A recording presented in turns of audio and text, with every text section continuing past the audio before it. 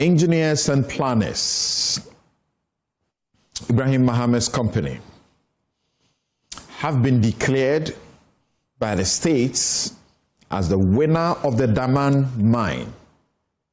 That is consequential. It's a consequential mine. Was the process fair? Or, as some critics allege, was rigged in favor of the company belonging to the president's brother? We'll probe that subject. Then when the Attorney General joins a plaintiff to ask the Supreme Court to scrap the independent Office of Special Prosecutor, or at least strip it of its power to prosecute, it sends tongues wagging. We'll probe that as well. In the meantime, Kanu Furiata, the former finance minister, is granted bail, and as we understand, under very harsh conditions. What becomes of the deportation he faces and the extradition by the state? Has he been handed some arsenal by what is happening here back home to argue favorably before the U.S. judge? The anti-LGBTQ bill is no longer priority for John Mahama. The Methodist bishop is angry. The Catholic bishops say, you are wrong. It remains a priority. Reverend John Ntimfojo leads the minority to get Ghanaians to demand that President Mahama honors his promise to the public. I'm Samson, Lardy, Anyenini. We'll be right back to deal with the vexed matters. You're welcome back. This is Newsfile. It's your most authoritative news analysis platform. Here on Newsfile, as always, we put Ghana first. And here is Samson's take. The lawless overreach of EOCO in pursuing a Council of State member.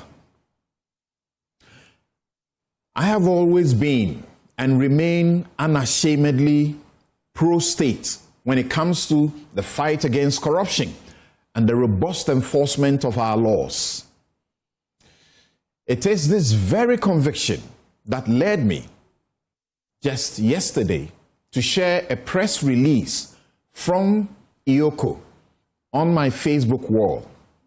That release declared a sitting member of the Council of State a fugitive from justice, a wanted man. In my view, the law must be no respecter of persons. And if an investigative body says a high-ranking official is evading them, the public interest demands we take notice. However, the feedback and documentation that followed that post led me down a rabbit hole into a reality far more disturbing than the initial allegation. It revealed a chilling masterclass in institutional lawlessness, where a state agency mandated to enforce the law has decided it is actually above it. The facts of this matter involving the Sesi Edem Company Limited and its owner are now a matter of judicial record, and they are damning. On March 19, 2026, the High Court in Adenta was unambiguous. Justice Richard Apietu found that EOCO had acted ultra vires, entirely outside its statutory mandate.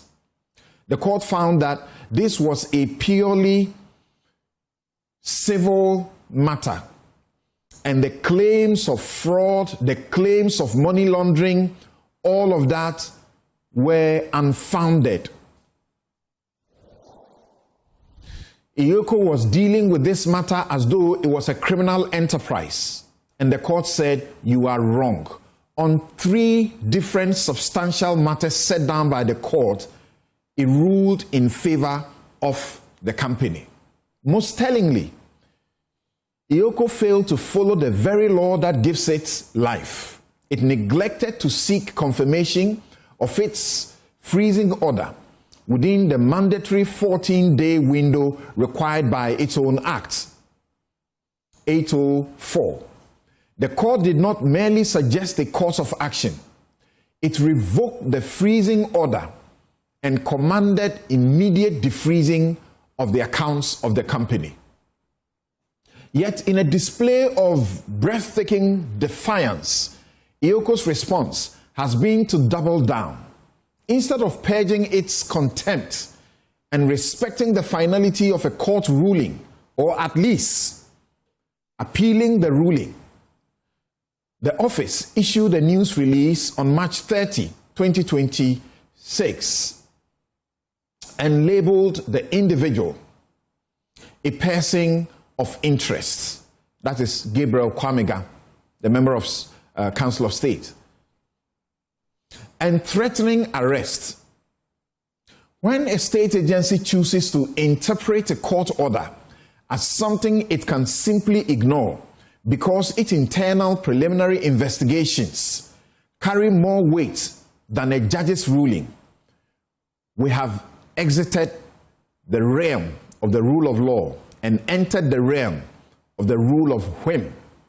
So Raymond Archer and your men respect the law. By ex parte foda, if a judge or the court gives a decision and you dislike that decision, whether it is wrong or however you feel it is, it must first be obeyed or it must be set aside before you can do otherwise. What I see is state-sponsored character assassination. If the leadership of EOCO, its acting executive director, and the deputy who are being questioned in this matter, the president has been petitioned, EOCO has also been charged, has also been petitioned on this matter. If they believe their mandate allows them to bypass Article 23 of our Constitution and ignore the judiciary, they are a danger to the very democracy they serve. Imagine this is a member of the Council of State. Do you know what is going on with ordinary people who are hauled before EOCO? We cannot have a country where investigators become judge and jury, especially after a real judge, a court of competent jurisdiction, has already told them they are wrong. And that is my take. I'll be right back with my guest. You're welcome back. This is Newsfile, it's your most authoritative news analysis platform. And here on Newsfile, we put Ghana first. And my guest, Bright Simmons, is Honorary Vice President Imani Africa. Just by him is Inusa Fuseni, former MP Tamale Central and former Minister for Lands and Natural Resources. He was also in charge of the Roads Ministry, and with someone who was also part of that ministry, Hassan Tampuli, MP Gushong and Deputy Ranking Member, Constitutional and Legal Affairs Committee of Parliament. We will be joined by Bobby Banson, lawyer and lecturer, Ghana School of Law, also represents engineers and planners, and Oliver Bakavomawo, constitutional rights and policy strategy advisor, on the show this morning. Gentlemen, good morning. Thank you very much for making time to join us. Good morning. Thank you for having us. Great. All right. So we'll begin by getting you to appreciate what the Damang mine is all about, and then come to talk about how consequential it is for what is going on. The mine is said to hold about 3.55 million ounces of gold, and as we understand, it is it is worth 17 billion US dollars using the current gold price. And those that, put in a bid for it were Engineers and Planners Limited, EMP, Heath Goldfields Limited, Maripoma Mining Services Limited, Vortex Resources Mining Group. Obviously, all of these indigenous Ghanaian companies. I think there is a certain strategy to ensure that it's only Ghanaians who are in charge of this commanding heights, so to speak. But Hassan, I know I said good morning to you guys, but it's definitely not a good morning for you, because as I am hearing in your constituency and parts of the region, there's been a rainstorm and the disturbance is quite bad. Indeed. So that was on Wednesday around 9 p.m. thereabouts. So I started receiving calls frantically from different parts of the constituency. And by daybreak, it was so obvious that the windstorm has caused a lot of damage. And so yesterday I went to the constituency to assess the level of, destruction. So I started off from Limo, and I saw that the school block is completely, battered. In Zinendo, the same thing. In Dirbala, the school block, there was nothing on top of the school block. The roof was complete, as if somebody went and forcibly removed and dumped them somewhere. And even the blocks, the block work had even come down. That's how heavy it was. That's how heavy it was. And as a matter of fact, I do not know what to happen. So it happened at a time when you didn't have humans in there? We didn't have any humans. The students were also on break now. Okay. The story is not any different. And then the Gushegu Senior High School, the administration block is completely ripped off. So headmaster and his staff operate under trees. All right. Fortunately, some of the classes are not in school, except only the SHS 3 students who are going to be writing their exam. So they have a way of managing for now. But we really need, some support from corporate Ghana especially, and from, well-meaning individuals who are ready to support. On my part, I have put across about 500 bags of cement, okay, and 100 packets of roofing sheets, at least to start the process whilst we get support from... So the support you need is in terms of what? We need support in terms of especially roofing sheets. Okay. To tackle the school buildings for now. About how many school buildings? The school buildings that have been destroyed are about 12 or so. Oh. About 12 school buildings. That's the one that came to my attention, because I haven't been to the entire constituency. So for now, we need cement, we need roofing sheet, and then we need 2x4 wood for the roofing purlins to be able to hold. Right. Let me take just a word from Yunus of Seni. We're coming to a matter of the Damang mines. You have been former member of parliament for Tamale Central. What information are you getting in respect of the rainstorm? Well, so let me say good morning to my good friend and brother, Honorable Tampule, by Simon, a long time, and to your good self. We have been speaking on and off. So yesterday, I went onto the Facebook and I saw the level of destruction that had occasioned the Gustavo constituency by virtue of Rainstorm. So when I came in, I really felt for him. I mean, I was surprised that he is here because the level of destruction is really catastrophic. And when it happens that way, you are really under pressure. I mean, it's somehow mitigated by the fact that the schools are on break. If the schools were not on break, that would have been an emergency situation. Yeah. It still is, because the schools are not on break for too long. Exactly, they are not. So he has to use this period, and the district assembly and all the institutions that Education Ministry. We have to use this period to ensure that they fix those. Or a special intervention from the presidency. Easily. Really? We cannot rule that out, can we? But the fact is that there has been very devastating destruction in the Gushigu constituency. So over a dozen schools all come down, roofing off. Roofing sheets are blown off. And this is what we see when the rains are about to start in the north. The storms are heavy. I mean, just last week you have read about what happened in the Navrongo area, that the administration block was ripped off totally. When the rains are about setting in, the storms are really very disastrous. Okay. So the appeal for support from the Member of Parliament for Gushong is on. Please go to their aid, Corporate Ghana. Let's help them. We will watch and listen to these comments and come back to the studio on the EMP winning the Damang mine.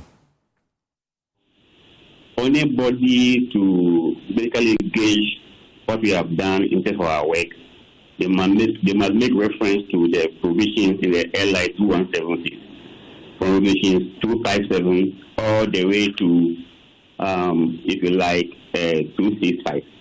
That is the governing provision in the law as far as the conduct of tender process for the grant of human rights is concerned. So our work should be judged against the provision to see whether we have complied with the law. And that was what the tender committee did by going in accordance with the law and concluding its work and submitting to the Minerals Commission, which in turn submitted a commission to the minister. Now, you spoke about the issue of, to paraphrase your question, that the government has accepted the recommendation and it was so quick. I don't know what you mean by that. The committee has finished its work. It has submitted the recommendation to the government or the minister, and the minister has the power to now take a decision. But don't forget that even in the ordinary course of things at the Minerals Commission, where human rights are granted through the first come, first served principle, usually when it gets to the ministry doesn't really take much time in responding in terms of approval or disapproval. So within the industry, that is standard practice. There's nothing concerning about that. I just put that on record. Nobody in this country, and a matter of fact from our side, is against Ghanaian participation or ownership in our natural resource exploration. That must be made clear. But all that anybody would be against is a nature in a manner that these allocation of concessions or mineral rights or mining leases will not be so transparent that any other Ghanaian or every other Ghanaian could not have the same opportunity and time space to be able to participate in that. And as much as I agree with the LI that talks about it's based on first come, first served basis and people, this one was an open competitive tender. That is what the ministry would want us to believe in. Now, my brother, doesn't it surprise you also, in any case, that a tender that closed on the 31st, that was Tuesday of March 2026, that is even by the same letter that the Minister of Lands and Natural Resources issued. That is the first page of the letter, and if you read the last paragraph where it indicates 4 companies that came in, the tender bid closed at 1600 on Tuesday 31st, and today is about the 7th, just exactly a week. When we had gone for 4 days off, so we are talking technically about 3 days, we are able to have a review of this tender process, giving a recommendation, and so much as the ministry received today, just under say 30 minutes or 2 hours. The ministry has also given recommendation and approval, and I've called on the Minerals Commission to expedite action and basically make sure that all necessary processes are gone through. That is where the challenge is. If you find this process as being straightforward, fair, under the guise of using legality, and if you don't have a problem with that, then I beg to differ. We must also be looking at the greater exposure that we are also all in all of these, putting ourselves through. I have personally been to Damang. I have personally visited the mines. And for all the discussions that have gone on, and for me, just under 4 or 3 days of going to Damang on Wednesday, with the entirety of all the team that went to Damang last week Wednesday, and you probably would have this under 1 week.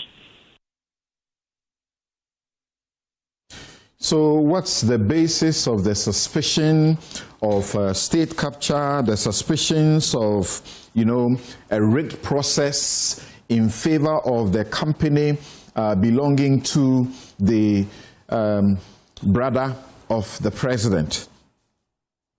We will get into the details. And as I mentioned to you earlier, and as you have seen us, roll out in our slides, the mine is consequential because it is said to hold as much as 3.55 million ounces of gold. And if you use the current gold price, that will mean that we are looking at some $17 billion US. And then we had only local or indigenous companies, putting in a bid. 2 of them were disqualified immediately because they didn't meet the basic qualification criteria. And then eventually, engineers and planners, they scored the highest and were awarded it. Okay. Bobby, welcome. And also Oliver Bakavomawo, welcome. Thank you. Great. Good to have you guys. Now, Bright, you have written this article, and I've been reading it with a lot of, interest.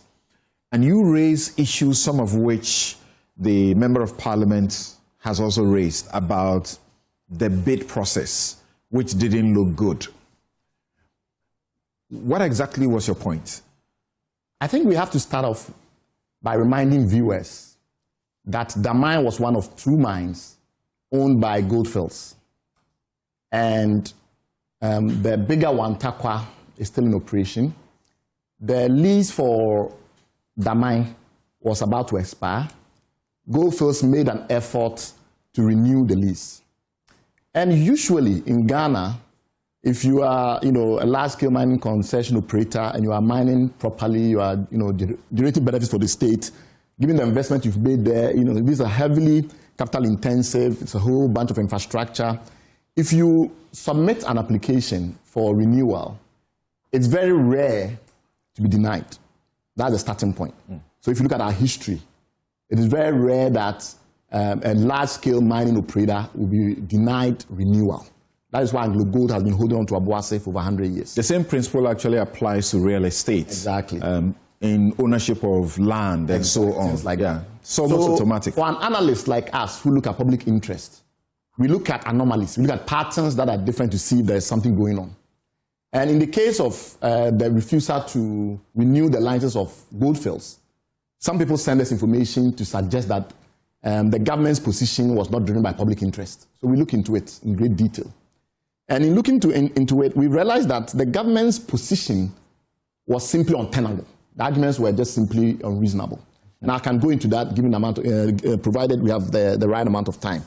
We also noticed that the government's response was to the effect that, we will not renew it by 18th April 2025, if my dates are exactly correct. So get off the mine.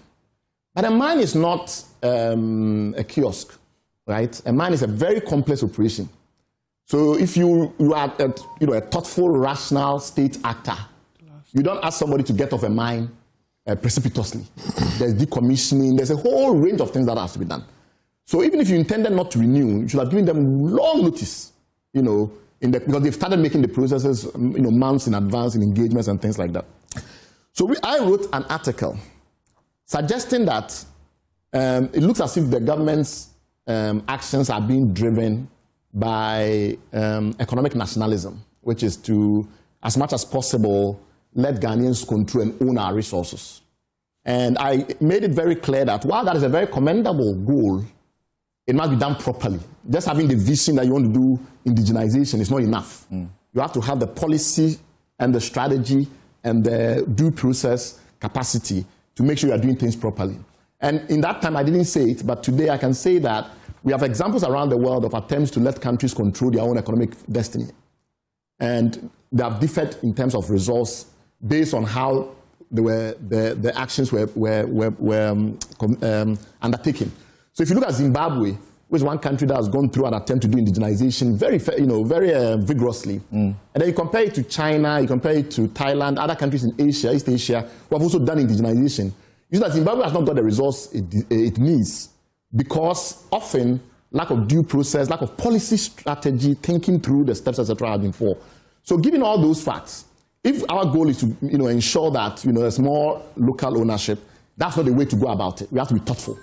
But in the course of writing that essay, I mentioned that there are some political economy issues we have to bear in mind. That there is a contractor to Goldfields called Engineers and Planners, owned by somebody very politically powerful in Ghana, who is unhappy with Goldfields because it claims that when Goldfields said it was going to pause mining in Damang, it was interested in taking it over. So they had sent a notice to Goldfields. When they received a demobilization notice from Goldfields, they had indicated interest in taking over the operations because obviously this company is a load and haul specialist. It breaks the rocks, it puts them in big trucks, it brings them to the processing plant, and then Goldfields processes the ore. And therefore, it gets paid only if that activity is ongoing, the load, haul, and haul activity, the blast, load, and haul. So they break the rocks, I'm simplifying. They put it in the truck, and then they send it to the processing site. That process requires that they get paid per ton of material that they are sending to the mine. So if you stop operations for a while, you are losing money. So I said their pocket have been hit by this. I also established that, given the fact that the way this company is financed is primarily in relation to its contract mining operations, most of the facilities just with banks goes directly to this process. Yeah. So if you ask them to stop mining, which is what Goldfields have done, naturally their creditors are not going to be happy. So those are the two things I said. And then I get a lawsuit from the company, Engineers and Planners.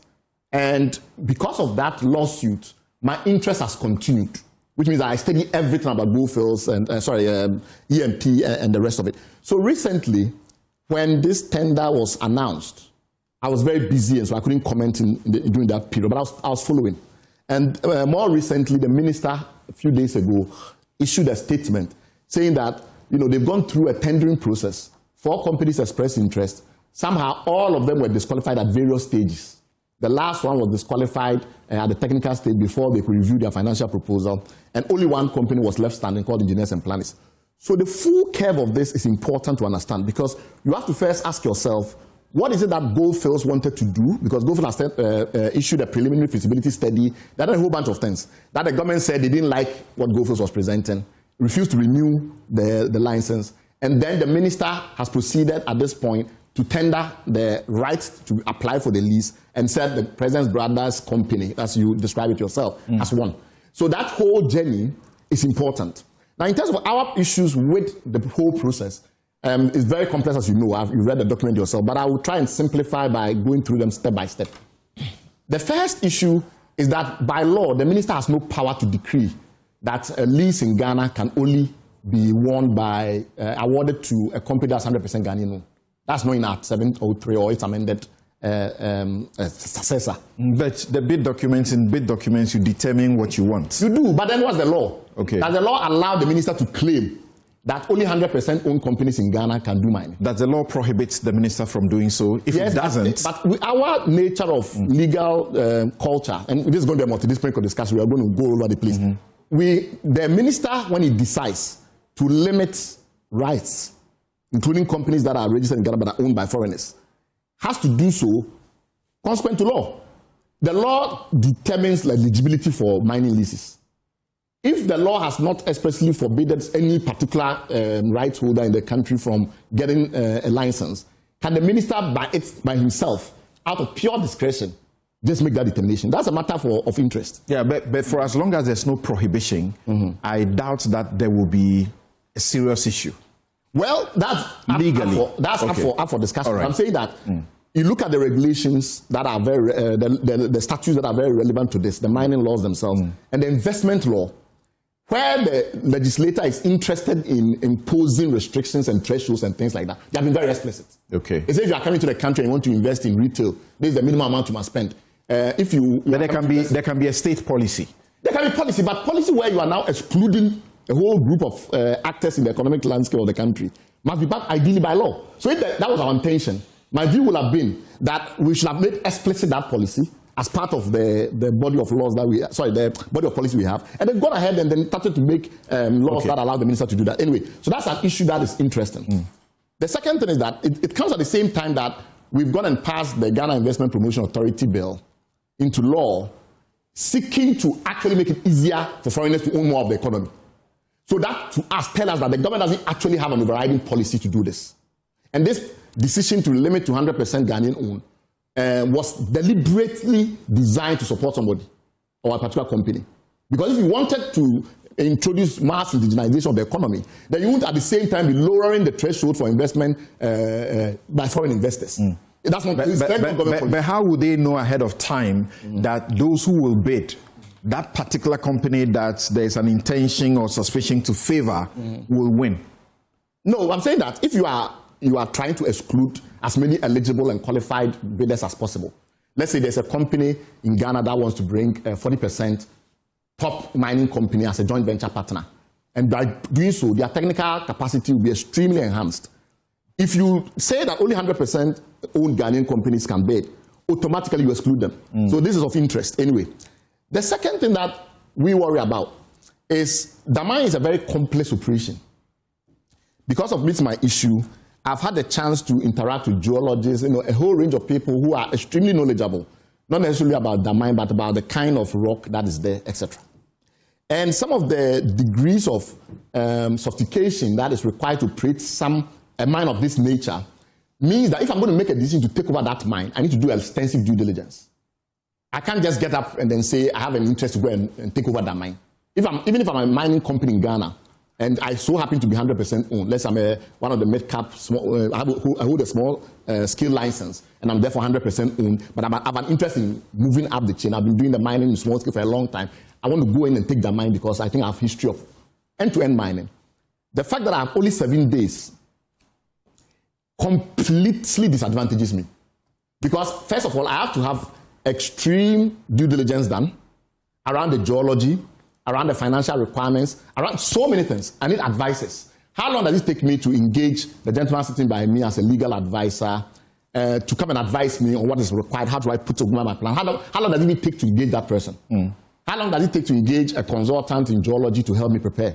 So if you give somebody 7 days, you absolutely are not interested in ensuring strict competition. But there are those who met the 7 days. Okay. So why were all of them disqualified except one? We have to ask ourselves that question. The second point is that if you say 7 days and you can do it, the real question is why 7 days? Why not 3 months? Because remember that Goldfield's license was not renewed as far back as a year ago, almost a year ago. So during that period, they had only 1 year transitional lease given by Parliament. The government therefore knew that at the end of that 1 year, it's not going to be Goldfields that's running anymore because the government has been very emphatically clear that it doesn't want to do with Goldfields. So over the whole year, that whole period, you couldn't create a pre-eligibility process, a pre-qualification process, ask people to express interest, do market engagement, and then wait till the last minute and then say that 24th I announce. The documents that describe the process then arrive on the internet on 25th, and then by 31st, finally, we impose that as the deadline. We say you submit. But there's no evidence that any of those who put in a bid was disadvantaged. No, I'm saying that the whole Ghana was disadvantaged because not enough people. What shows that I would not have been interested, and I would have built a team, hired consultants, advisors, to go and bid for it. What shows that? There's nothing that shows that. So I'm saying that if we have such an important asset, that we say minimum investment criteria is $500 million, that already tells us this is a huge project. So you don't give 7 days for the tendering process. You actually have to do a special of interest phase. Why? Because it's a highly complex dynamic. And the government's terms and all of those things will be important to those that are interested in bidding. Okay. And then after that, you can now move on to the request for proposals and then finally run out the tender. Right. So our argument was that was very poorly done. Last set of points And here I'm not responding to, because I put the article out and there's been a lot of feedback. I'm not responding to some issues that have come up. One issue that have come up very strongly is that because engineers and planners was the subcontractor in that field, there are actually about 3 of these issues that allow me to go through them, was the subcontractor to that field. Its advantage was natural. And that is because it's the biggest mining services company in Ghana. As I hear some people often say West Africa, because they tend to assume that engineers and planners operate in multiple countries, actually operate only in Ghana. And when they say it's the biggest mining service company, it's naturally positioned. They operate only in Ghana? Yes. Not in Liberia? Currently. Not in Liberia? No, well, Liberia, that kilometer contract was terminated long ago, so I don't know why people keep bringing that. But anyway, But that tells the experience they have, I suspect. Okay. All right. So here is what is different. When you want to look at the sequence of activities within a mine, and you look at the profile of a mine and say, what is the range of skill sets you need, what is the resource base you need, etc. One of the easiest way you do that is to look at the expenditure of the mine and look at where the money goes when they are operating the mine. You look at Goldfields, that's Abosso, which is the subsidiary that owns the mine. If you look at their books and you look at their expense for 2021, you get something in the region of almost $180 million in cost for 2021. Of those, about 1/3, that's about $68 million, is dedicated to mining. Now, within mining, blast, haul, and load is a subset of mining, right? So what that tells you is that while engineers and planners is very qualified in blast, haul, and load, it is not necessarily that qualified when it comes to the other 75% of activities that you need to run an efficient mine. What are some of those things? First of all, when it comes to feeding ore into the system, the whole grade reconciliation, that whole process, the whole discipline on its own. When it comes to the metallurgy, I'll give a very interesting point. I actually need you to pause, so I'll go to other guests and return to you later. Let me just wrap up on those 2 points. Damang, for instance, has a lot of pyrrhotite. That requires a complete different engineering because the oxygen issues are complicated. And they've had to invest in new processes like carbon in leach and things like that to get it going. That whole chemistry and geology has nothing to do with EMP. Then you have to think of the financing, the treasury management, the hedging, all the instruments, the relationship that allowed them to sell the gold at the best price, and all of that has nothing to do with EMP. So the fact that EMP is qualified in 25% of operations of a gold mine doesn't mean that EMP is the natural and seamless successor. Okay. The second point that I also think comes up a lot is the fact that, And I will need you to pause on that. Okay. The second fact that I think, comes up a lot is this no objection certificate that was issued in 2024. And the no objection certificate, if you read the letter carefully, was the government saying that from a public interest point of view, which is what the law requires them to do, the test, it does not have an objection to EMP negotiating with Goldfields. It has nothing to do with the government saying that come and take over the mine, because the government didn't have that power. The lease was owned by Goldfields. If GMP wanted to buy Abosso Goldfields and therefore now have own the lease, that process will be entirely different from this situation where the resource is reverting back to the state. And after it's reverted back to the state on April 18th, we now have a completely open field, and anyone who wants to now get that lease must go through the process, which includes having a bankable feasibility study, which EMP could not have prepared because they didn't own the mine and didn't have the right to prepare a bankable feasibility study. All of this to say that the 11 days that are now left to when the lease expires does not allow the government time to go through all that process of doing that lease allocation, going to Parliament for ratification, etc. So ultimately, by 18th April, we expect that lease to revert to the state. And having reverted to the state, we can now go through the process properly of doing that allocation. And we expect that all the laws and the rest of it will be followed. Right. And we follow up with an RTR request to get all the documents related to this tender. Right. In 1 minute, I want you to tell me this. Does it not matter that this process was so transparent that they projected it to the whole country to see? Well, they projected it to the whole country to see. Does it also not matter that EMP only recently acquired the Black Volta gold project, and now you can say, and in that process, won it through the previous government, not actually in the current government. Do all these not matter? That first, they have some experience, they've gone beyond the job that they used to do to mining. So first of all, they did not acquire Black Volta in the previous government. They acquired Black Volta now, and I'm not even sure it's been acquired. The process started long before. Well, they made efforts to buy from. It's like they made efforts to buy from Goldforce, and Goldforce didn't sell to them. And which is why we are here. If Goldforce had sold their mine to them, or they sold the company to them, we wouldn't be here. So the issue that they started earlier on trying to buy from the company refuses. This is the second time that has happened, where they've tried to buy the mine, the company has resisted, and the rest of it. So as for Black Water, we don't really know the status, because there were issues in arbitration, etc., etc. Nobody has. The party that they were debating, they were negotiating with, has not said anything whatsoever. So everything has been finalized, and we know that now. How has it been finalized when we know there was a dispute and that we don't know how the dispute has been resolved? So we'll leave Black Vote out. The second issue which you raised, which is that transparency. Transparency is because if you're doing a tender, right, and you are saying that anyone that is interested in holding this, the tender is almost like a pre-qualification process. And the minister's language, the reason why I was so hard on the minister, is that his language appears to suggest that he's instructing the Minerals Commission to just give the lease to EMP. That cannot happen. There's a whole range of regulatory issues around EPA, water resources, etc. That must all be concluded in time, as well as publishing it on the Gazette. And there are time-gated processes that must be happening when you publish the award in the Gazette, etc. So that is my big issue. Transparency was inevitable because you want to do a tender, so you have to invite people.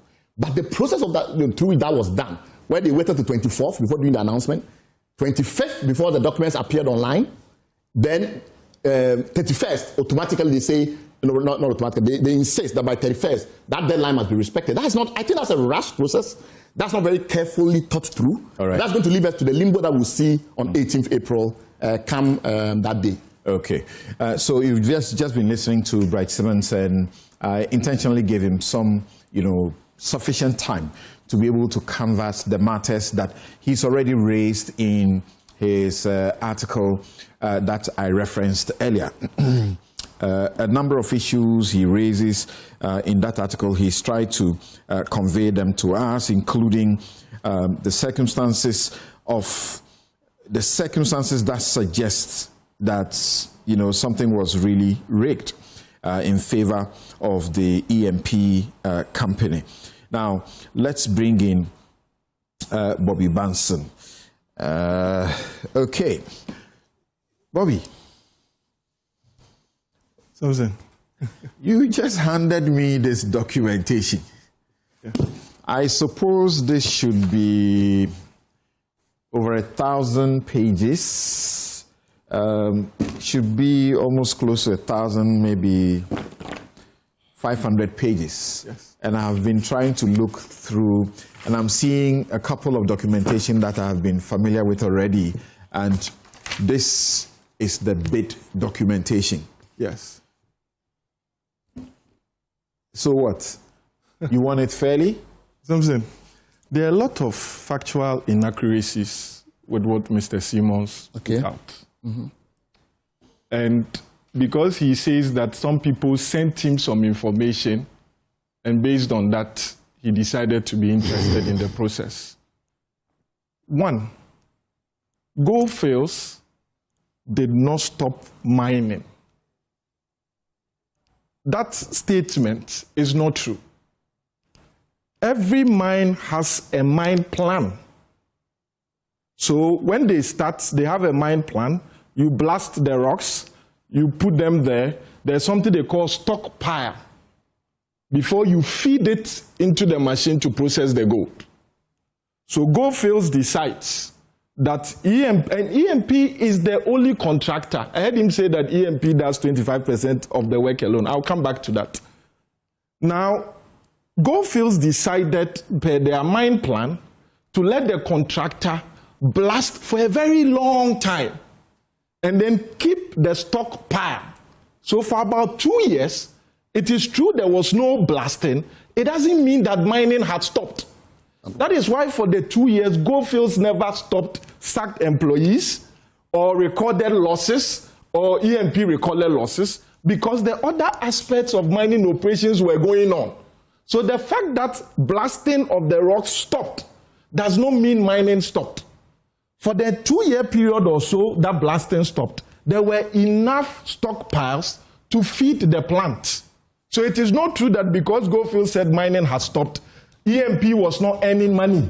because we were feeding the company, as part of its contract, was feeding the plant with the stockpiles that it had kept. Why do you want $740 million? When you were talking, nobody spoke. Please, Okay. can I talk? Right, so let's hear him in full. Yes, go on. And so it was not true that mining stopped. The stockpiles was being fed into the plant as part of the process. And so for the 2 years, EMP was still paid. Now you have asked for why there is a dispute. That is a matter between the parties they are settling. I'm not going to discuss that here. We'll discuss it though. It's not your program. If you want, you can set the agenda. Samson, the second thing I want to say is that it is not true that EMP conducts only 25% of the work on the mines. It is never true. I don't know if Mr. Simmons has been to Damang before.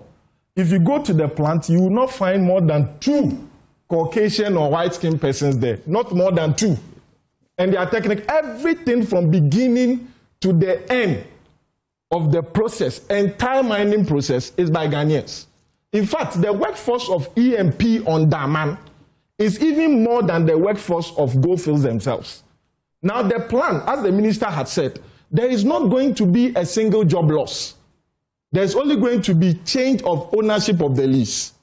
So if a new lessee is given, it doesn't mean that the employees must go. And like I've indicated, I saw only 2, the entire mine. Only 2 Caucasians. Everything else is Ghanaian. So if a Ghanaian... On that point, are you saying that Goldfields doesn't have Ghanaian employees? I don't understand the logic of that. So hold on. It has Ghanaian employees. Thank you, hold on. Yeah. But I have just said that it is Ghanaians that are mining the mine. But and I said that... EMP? Yes, I'm telling you that Goldfields employees on the mine are less than EMP employees on the mine. But when you say there are 2 white people, I don't understand how that comes. Samson, I hope you are considering the time. And if it starts and I do that, nobody should complain. Now, there is nothing that is going to change in terms of personnel. And so whoever was doing whatever, as the minister has said, as has been said previously, will still be maintained. So the capacity is Ghanaian homegrown and will be developed.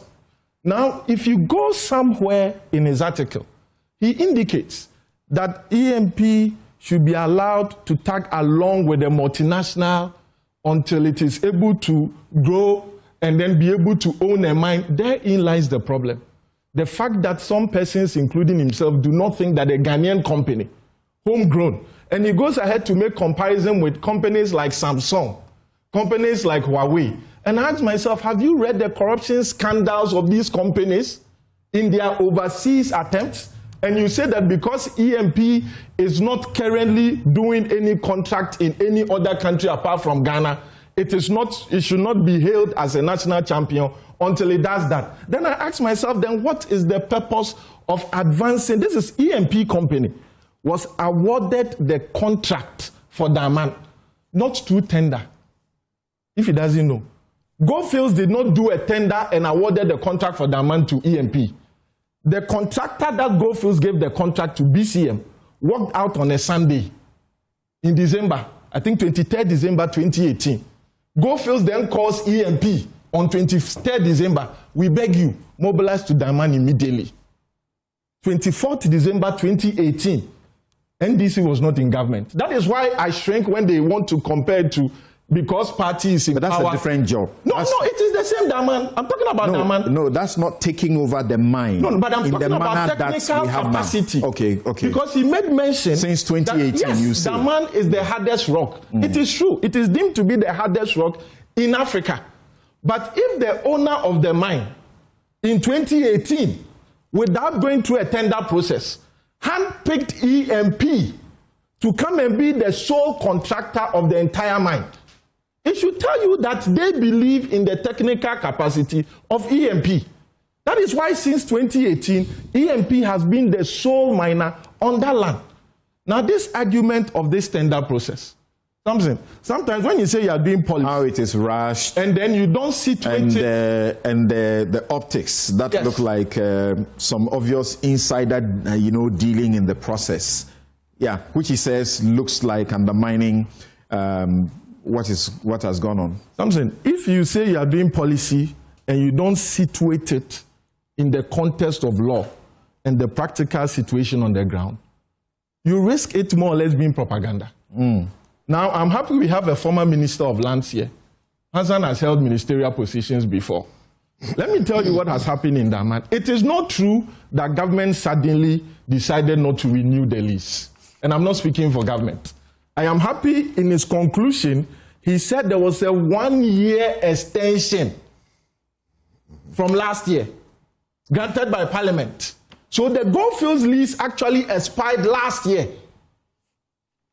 Now, what I know, what I have read, is that the law says at a minimum, if you want to apply for a renewal of a lease, you must file the application, I think, within 6 months or 3 months. The letter for renewal that I saw was outside that ambit period. I have not read any official document from the ministry saying why they did not grant the lease. What I know is that the letter for renewal that I saw was outside that window by the law. Now, you have seen that Goldfields has never issued any statement that they are unhappy with government for the non-renewal. You have not seen any statement for Goldfields. Why would they? Now, after the renewal was given to them for a 1 year, there was an agreement that after the 1 year, by the 18th, you will leave.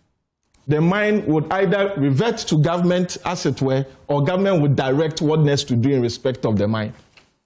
There has been expressed, and when you say that companies were given 7 days, I'm saying that, has he spoken to these companies? Samson, I am aware that some of the companies that submitted these bids had expressed interest last year to the ministry. But the processes as are known in the public do not reveal that. No, that is what I'm saying. That is why you have not seen any of the companies complaining about the process. In this country, they should complain in this country. Right, but you are here talking. I don't run mines. I'm not regulated. I am very happy you say so. You don't understand the process. You don't run mines, so you don't understand the process. You don't run mines. Do you run a mine? I have been there several times. That is what I'm telling you. You've gone and seen the mine. Oh yes. No. What are you talking about? No, let me finish. My brother. I have practical experience that you do not have. But remember, Bright, hold on. Remember, it's not Bright alone who is complaining. No, I'm not. And remember also that I hope that when you come to this discussion, you don't forget that the public suspicion is a natural one in the circumstances that engineers and planners find themselves. So it is almost impossible that they win something that belongs to the state without the public seeking to ask questions. I agree. That's why I accepted the invitation to come. And Akwesi Konedu, you heard him earlier, Deputy Ranking on Lands and Natural Resources, is also suspicious that these things were rushed, and he can't believe that they were, genuine. From where I sit. If you read the Minerals and Mining Act, Section 40, I believe, states categorically that the minister cannot grant a mining lease where there is an existing mineral right in respect of that space. Okay. It's very clear.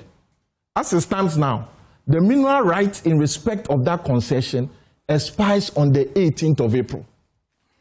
And so per Section 14 of the Act, the minister or parliament cannot grant or ratify a mineral right where an existing mineral right is there. So we must make that clear. So there is no way a lease or ratification would have been obtained before the 18th of April, because that is Section 40. All right. Now the minister and the Minerals Commission decided to do a tender in respect of this. Now, I'm not speaking for the minister, but if I were the minister, maybe I wouldn't have gone through this process. And let me explain why. When Goldfields were exiting or decided that the 1 year is coming to a close, we will leave, Goldfields wrote a letter to the minister that because of the peculiarity of the Damang mine, it is important that you let the current operator continue. That letter is there. Mine owner. You keep mixing that thing. I think it's a very serious. No, I'm going to explain the difference. Please make a note. Make a note. Bright, make a note. Yeah. Yes. The minister said, Goldfield said, it is important that you let the current operator continue operating the mine. That's not the same as owning the mine and running the mine. But you are making proceed. as if it is the same. Now, if you look at the invitation to tender from the ministry, they said they are asking for a strategic investor to operate, that is one, and to be a lessee of the mine. And so the minister's invitation to tender was for twofold. One as an operator, and then the second as a lessee. Now, Samson, because of the peculiarity of the mine, if you look at the airline, the one that the minister says he's doing a tender based on the airline has 3 conditions for the minister to do a tender. 1, if there is more than one person that has showed interest in the mine. 2, if the mine is vacant. 3, if the government has sufficient information in respect of what is in the mine. It is only when these 3 conditions are met that the minister may, it is even discretionary, decide to do a public tender. Now, because of the letter from Goldfields and the transition process, a transition team was already set up. The transition team was made up of representatives of Goldfields, representatives of Minerals Commission, and then the representatives of the operator. Now, because EMP had been operating from 2018, EMP had to have a representative on the transition team. And so all the processes and the procedures did not just start only yesterday.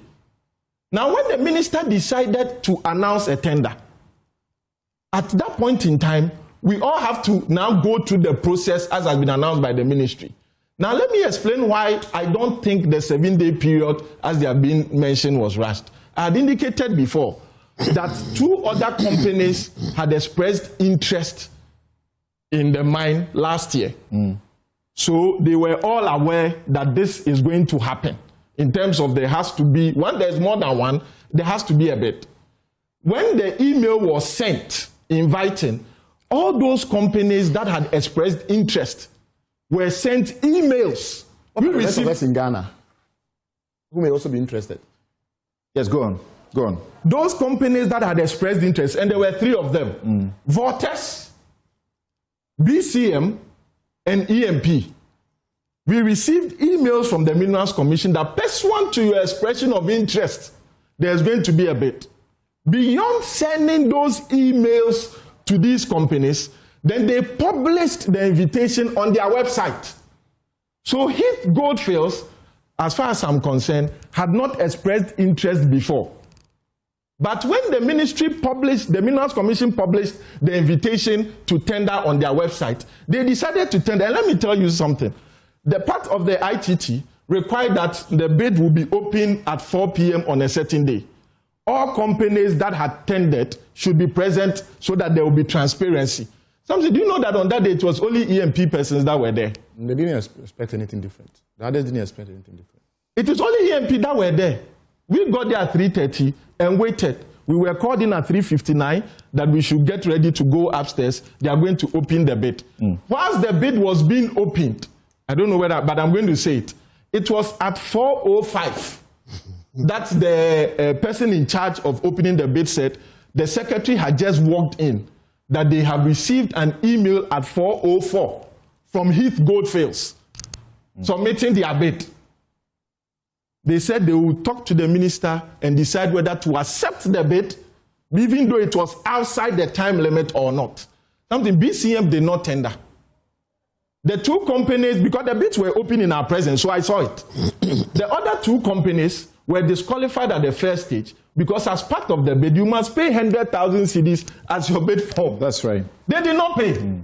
No, which are these companies? The minister says so. But there was nothing serious. That was Maripoma. Somebody has... Maripoma and I don't remember. Yes, the 2 of them. Maripoma and Vortex. Maripoma couldn't pay 100,000. No, I didn't say they couldn't pay. It wasn't part of the documents they brought. They submitted, okay. So I remember the person there called their finance people to check if per chance they had received payments from these companies that they didn't add. But they were not present to even say we have paid or we have not paid.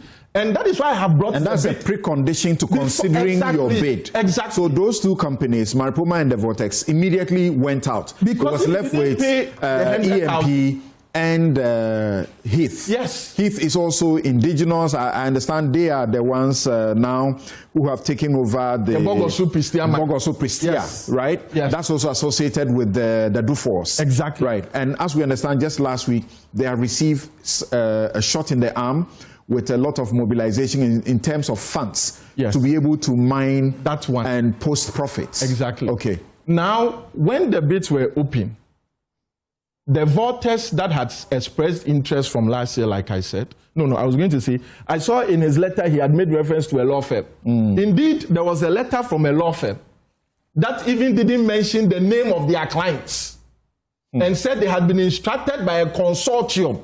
Because the bids were open in our presence, so I saw it. But the consortium will be named, the entities that make up the consortium, the lawyers. But I'm saying the letter did not name any the of clients, them. and said they had been instructed by a consortium. Yeah, I'm saying that a consortium, you would have named the entities that form the consortium. The consortium. You are saying they should have named them in the letter. Yeah. It's naturally expected. Yes, but I'm saying the letter that was read to us didn't have their names. Okay. They said they had been instructed by a consortium to ask for an extension of time. And they brought this letter on that day that the bid was closing, not before. Okay. Now, you said that there's an inside job. This company had been working on the mine since 2018. Yeah, I'm reading this, the bid, the cover letter to the bid, which is dated the 30th of March. 30th of March 2026, yes. Under the hand of Dr. Ibrahim Mahama, for and on behalf of Engineers and Planners Company Limited and Damang Gold Mines Limited. Yes. So I wanted to confirm which entity is taking over the mine. So I was going to explain the dichotomy between operator and a mine owner. All right.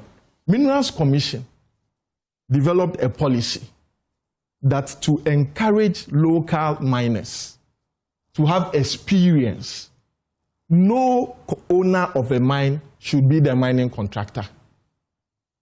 Because they noticed that... This has been for how long? It's been there since 2016 or so, I'm not sure. Maybe the Minerals Commission will know. That's a good policy. So there is a policy that every owner of a mine cannot be the contractor. And the policy was because, as at that time, all our mines were owned by foreigners. So how were we going to develop local capacity?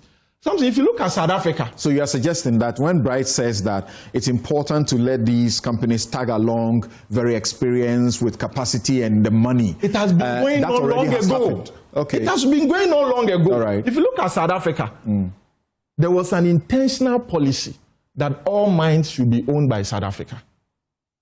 South Africans, let me put it that way.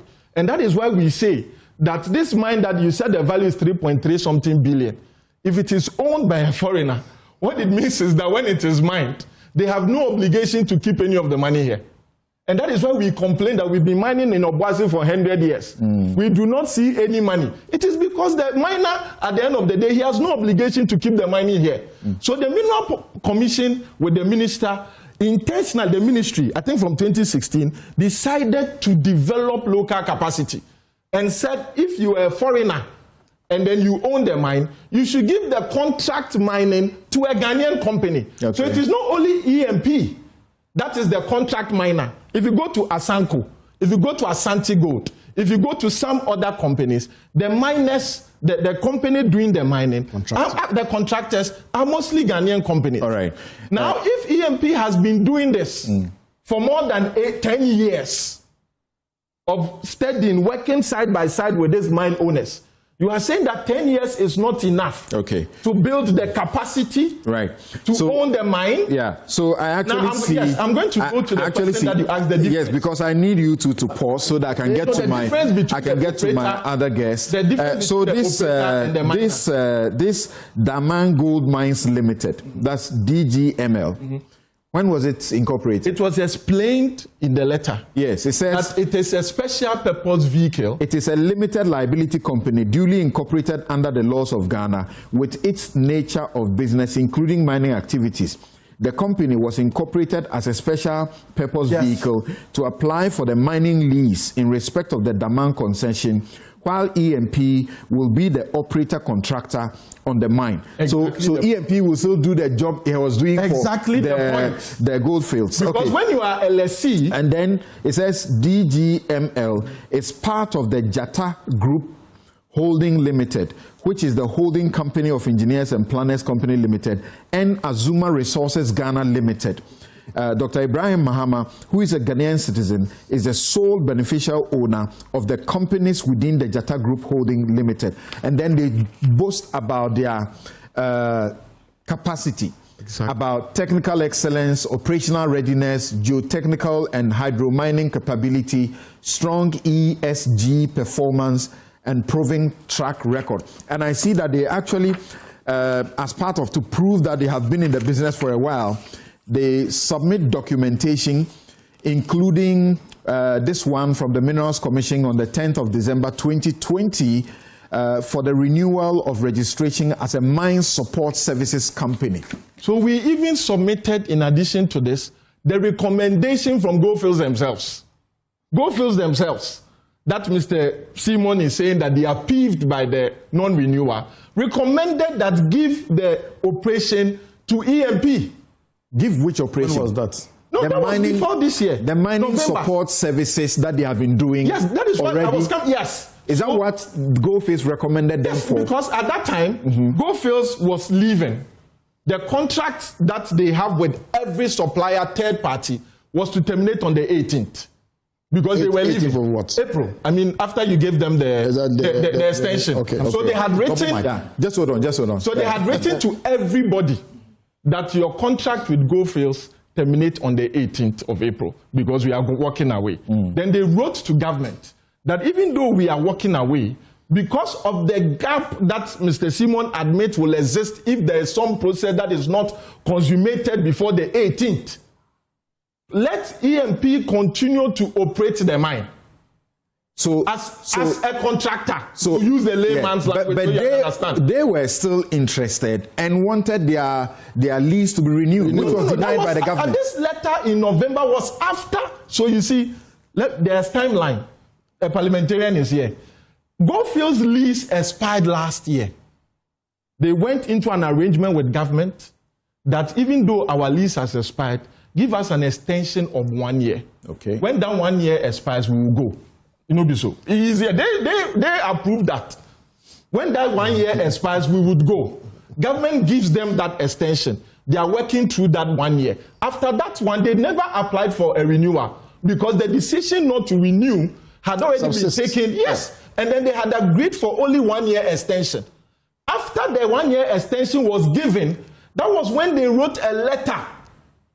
Because when government gives you the lease, government does not determine who you. That was when the extension was about to expire, then they wrote a letter saying what? That even though we believe, they wrote the letter, I think in November last year, that let EMP continue to be the operator.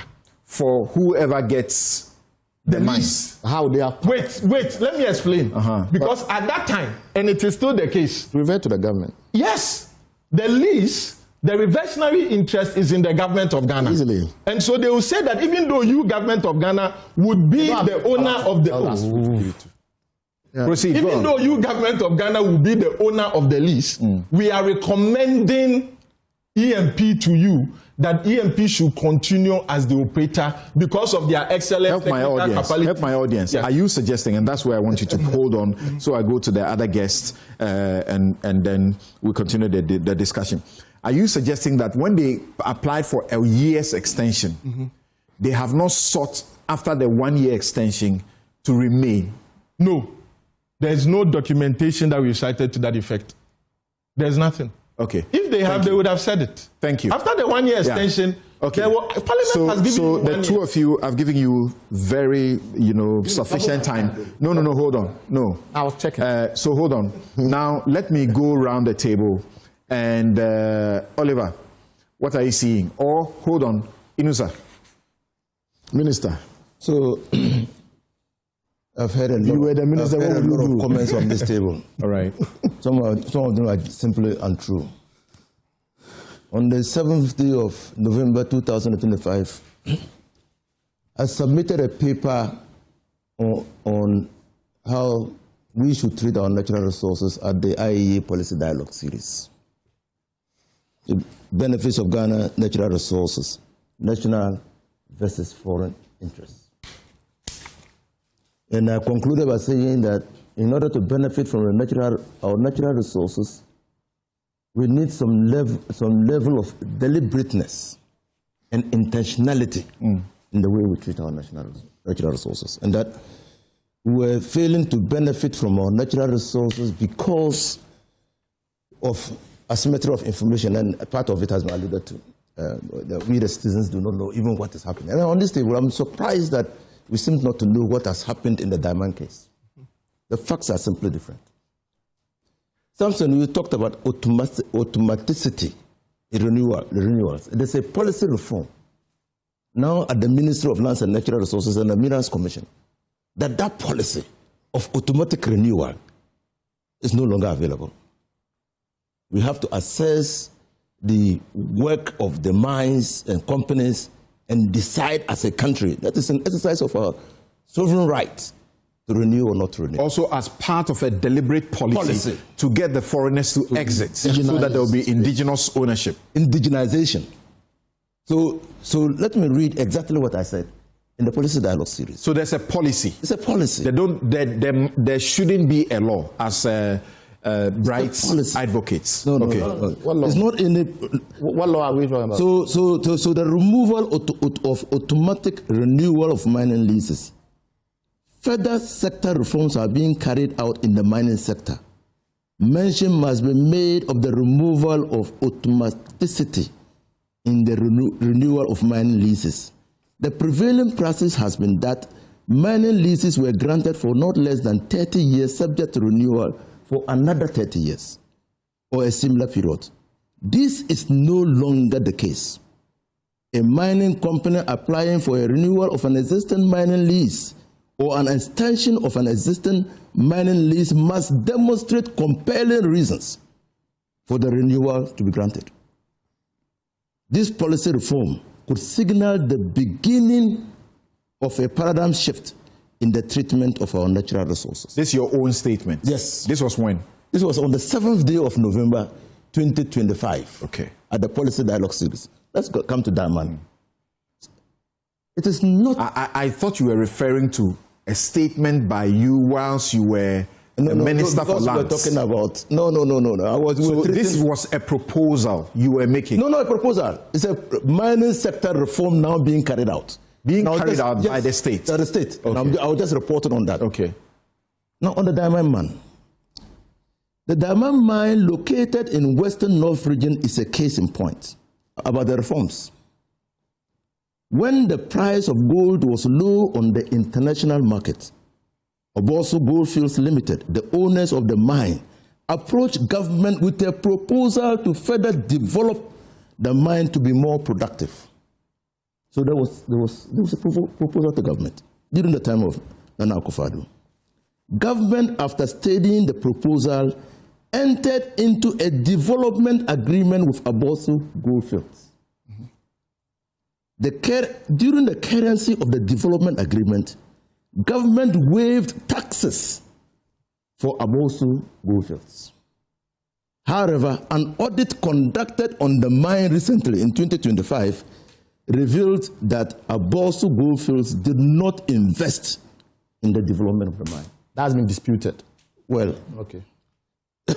Well, so I'm telling you that has been heavily disputed. Consequently, I'm saying that this is government's position. Why, when they said they want to do a forensic audit, why did they abandon it? No, this is government's position. Sure, right. Okay, no, I'm communicating the government position. Consequently, government has signaled its intention to take over the mine, which is presently in the transition phase. In November 2025, the mine was in the transition phase. The takeover will occur in April 2025. 26.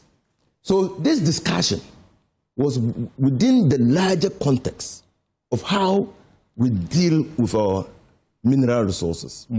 Because the African mining vision clearly provides the reason d'etre why we should take our mineral resources seriously.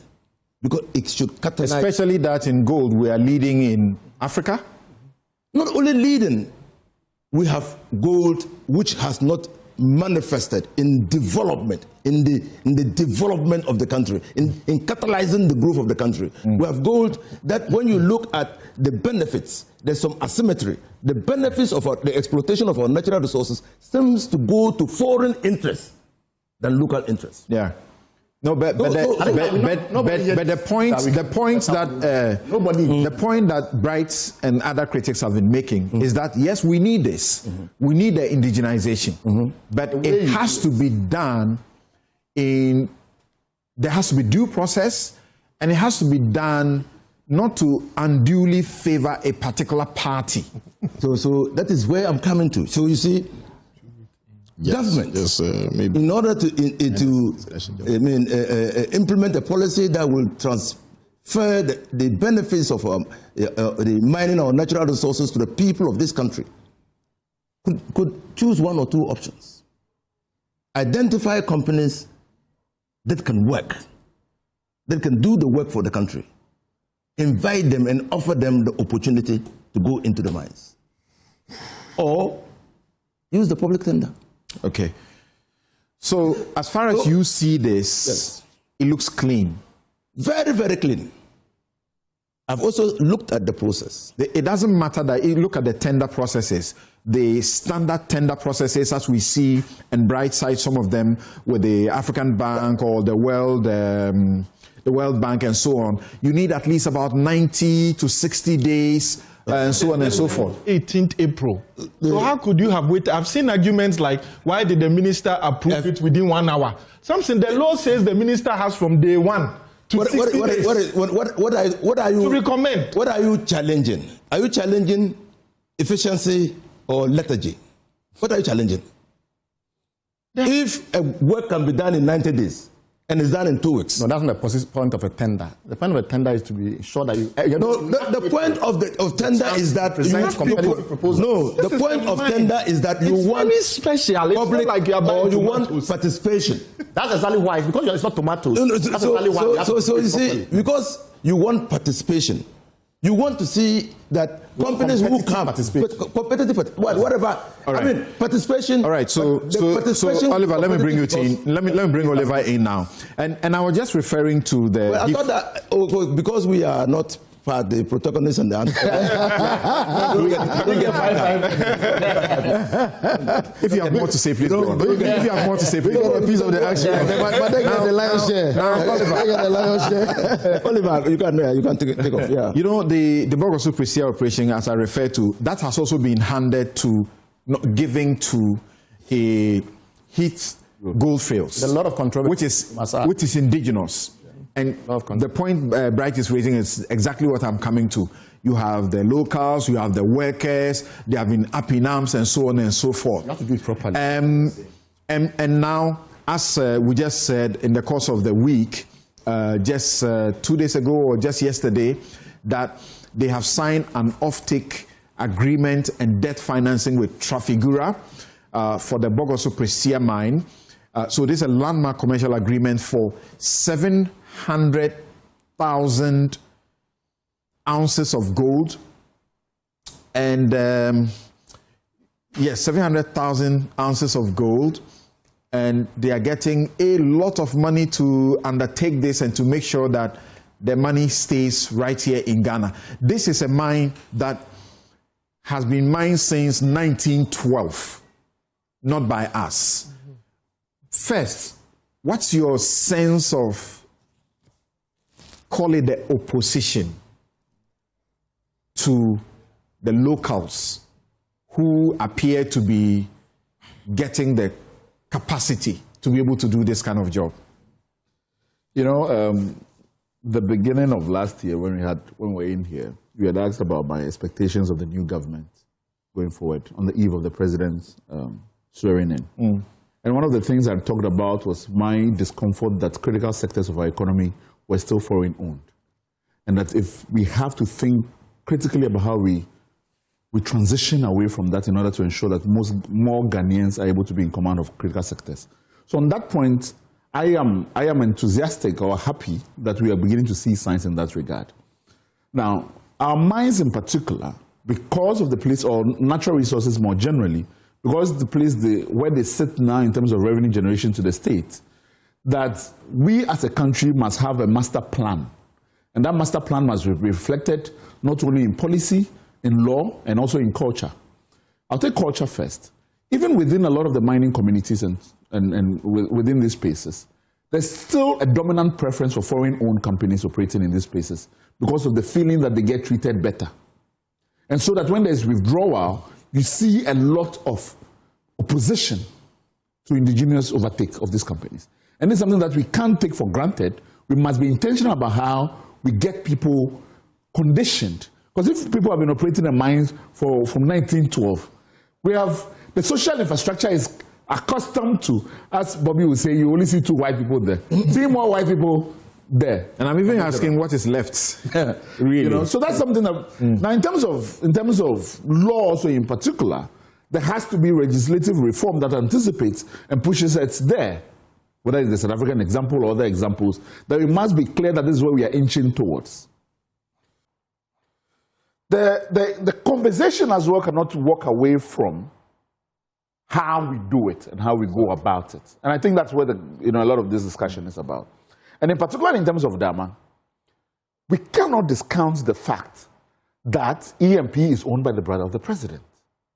What this means is not that he is disadvantaged, but that it invites heightened scrutiny at every point in time. That's all. It has to be, fed through the entirety of how government operates, everything. And they themselves are aware and must be sensitive to this. Now, particularly in terms of government itself. So that it means that if you're going to be able to open up Damang for invitation of tenders, and you know that EMP is going to be involved in the conversation, you must ask yourself, is there anything that we are going to be doing now, even if it is according to law, because law alone doesn't determine people's sentiments on this, whether or not it would give off the sentiment that a process has been rushed or cooked in a certain way. So that they must then give enough of all the policy actors within the space of good faith to say that when we look at the processes Ghana has put in place, it has gone above and beyond to ensure that there's no questions with regards to this. So that process must go forth across whatever we do. But also in the process of indigenization. Even for those of us who are 100% believers in the process, I mean, my politics is on the left, everybody knows this. Those of us who are 100% believers on this, we must also be sensitive that it doesn't result in elite capture. That persons of a certain particular socioeconomic standing or class themselves are given favored deals. And it is in the national interest that we continually respond or anticipate those anxieties. Now, on Damang specifically, I've also looked at the tender documents. They are saying that they are calling for a strategic investor for the lease and operations of the mine. Now, Bobby has talked about, we have taken a national policy to bifurcate the process. The lessor must be different from the operator. I am not able, on reading the release that came out, whether EMP was in the position of a lessor or an operator. In reading this document, I have understood that there's apparently another company that is going to be the lessor. Which is owned by and it's operating in the same group. Yatak group. So that if the policy is that you must bifurcate the process, I am not able to conclude that there's enough bifurcation that has happened in this process. But I put it in the context so that the policy was that at that time, all the owners of the mines were foreigners. So the intention was to develop local capacity so that there would be Ghanaian entities that would acquire the skill set. Right. And that is why it is stated there that you would have a situation where if the current operator will continue, but of course, but it's still breach of law because ultimate beneficiary. Thank you. Yes. But yes. That is what I'm saying. That the policy must be put in the context. I think Oliver gets it now. I think Oliver gets it. So that was it. You're talking about pre-existing situation and now. But he's saying that the pre-existing situation now coincide with the current situation. The current situation. The question is asking because yes, the issue. But have you seen? Read the law. Bobby. That is what I'm telling you. Hello, I have it here. Bobby. Yes. The issue Oliver is raising it's about the optics are also important. I understand. And he's saying that, well, that policy is long ago. But you find yourself in a situation where now the owner of the lease is going to be the operator, even though there are different companies within a group of companies. So that was the point I was going to explain. And owned by the same individual. Question. Yes. So, Oliver, can I take some of your time? You were happy when I interrupted. It's all right. Can I explain? He's allowed me to take his time. No, I'm happy to. I mean, Oliver, that was the point. The question you asked. Do that to him in 30 seconds and let him come in. Okay, Go ahead. so you have a situation. That is why I'm saying that you must always put the policy in the context of the peculiarity of the situation. You have a situation where Damang, Goldfields in their feasibility studies, said you needed $600 million to do cutback to be able to continue operation. What it means is that whoever would own the mine, government doesn't have $600 million to do the cutback. Whoever will own the mine must be able to raise $600 million or $500 million to do that. That was why in the bid document, the Minerals Commission and the ministry requested that you must be able to provide access to a minimum of $500 million because per the Goldfields' own feasibility report they handed over to government, which is public, they said any person who would take over, like the minister said, the government says that you didn't invest because if you had invested that money, you didn't do the cutback.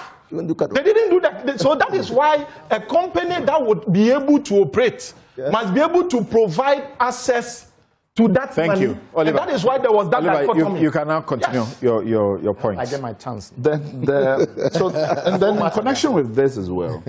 Now the advertised, this thing we're looking for is a strategic investor. Exactly. Which then to me means that the conditions we set for what the investor must show, investor, cannot be the same conditions for an operator. Yeah, of course. Yes. But then in terms of the criteria set, the two are mixed up. Yeah. You're essentially having to show operating competencies. And so for me, because what naturally this tells me is that a strategic investor would be able to say, I have this amount of pot of money that I come to do this. And that investor one will say, I'll work with EMP. Investor two say, I'll work with EMP. Investor three can also say, I'll work with EMP. And so that the decisioning around who is going to operate will be separate from who is going to inject and put in money. Yes, so Oliver, as part of the bid document, and for confidentiality, so you can look about, maybe not mention the financiers, there was the proof of funds from established entities to the Damang Gold Mine Limited. It was attached, not to EMP. So that would be banks? Yes. Okay. And another foreign entity. To Damang Gold Mine Limited, that if you are giving the lease, we are ready to advance this money to you to meet the expenses of that doesn't resolve the problem he's raising. No, he's saying the potential problem he's raising, because if it is EMP going to a bank, no, it wasn't EMP. That's not an investor. That is why I said that proof of funds was directed directly to the Damang Goldfields, not EMP. Okay. Because you said that you don't want the situation where the financial capabilities of, let's say, EMP will be used for Damang Gold Mines. And I'm telling you that as part of the bid process, Damang Gold Mines was able to demonstrate. Okay. Thank you, Oliver. So they were separated. Yes. Then the next thing is also about the regularity of the process. So Bobby, for instance, talked about the renewal letter from Goldfields being outside of the 6-month time window. Now, it has been disclosed to us again here that Heath Goldfields had submitted a bid beyond the 4 p.m. Okay? I don't know what kind of discretion becomes written into it that would even allow a consideration of the process of their bid in the first place. That seems to be contrary to what was expressly advertised and also what the law requires.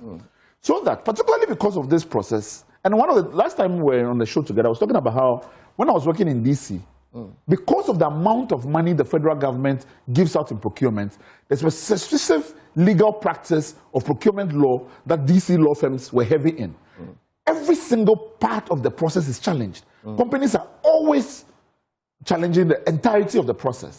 Meaning that your decisions around this must be to the letter, consistently. It doesn't appear to me that this has been done. So that if belatedly you allowed a new entrant in, then the consortium that sought opportunity for extension ought to Would not have been fairly dealt treated. with. Okay. Would So not have been fairly dealt you could actually have given that room to allow for Heath Goldfields to come in. Yes. Listen, I'm not holding brief for the government, but this thing, it's somebody brought a tender at 4:05. Another did not bring a tender at all. Wrote a letter that give me time without even asking for the time. So that when you are comparing, Both are out of time. yes, no. One brought a tender. Yes, but out of time, yes. One says, give me time later to bring a tender. Right. They are two different things. Okay, thank you. You understand my point? Thank you. Yes. They are two different things. Yes. So, I mean, for me, I just want to stay on the bigger point. I'm talking about the heightened scrutiny, particularly when you have a situation whereby at the ultimate analysis, out of the 4 that you are considering, only 1 qualified to be even assessed in the first place, particularly when you know that issues are going to be raised and for the public optics, whatever that may be. Now, I am not sure, and on this point as well, as to the timeline question as to whether or not government was constrained. And I'm completely aligned with Bright in terms of there's no reason why we cannot say that this was not commenced earlier.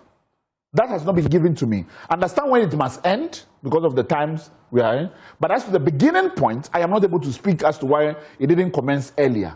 So for me, these are the questions that come to mind that I want to have. But I'm completely aligned with the thinking around how we indigenize. I am asking for these 3 points about legal policy and cultural reform around these issues for the long term for us. Thank you. Hassan. Thank you. I think I have been listening to my colleagues on the panel. I tend to reflect on us as Ghanaians, and I look back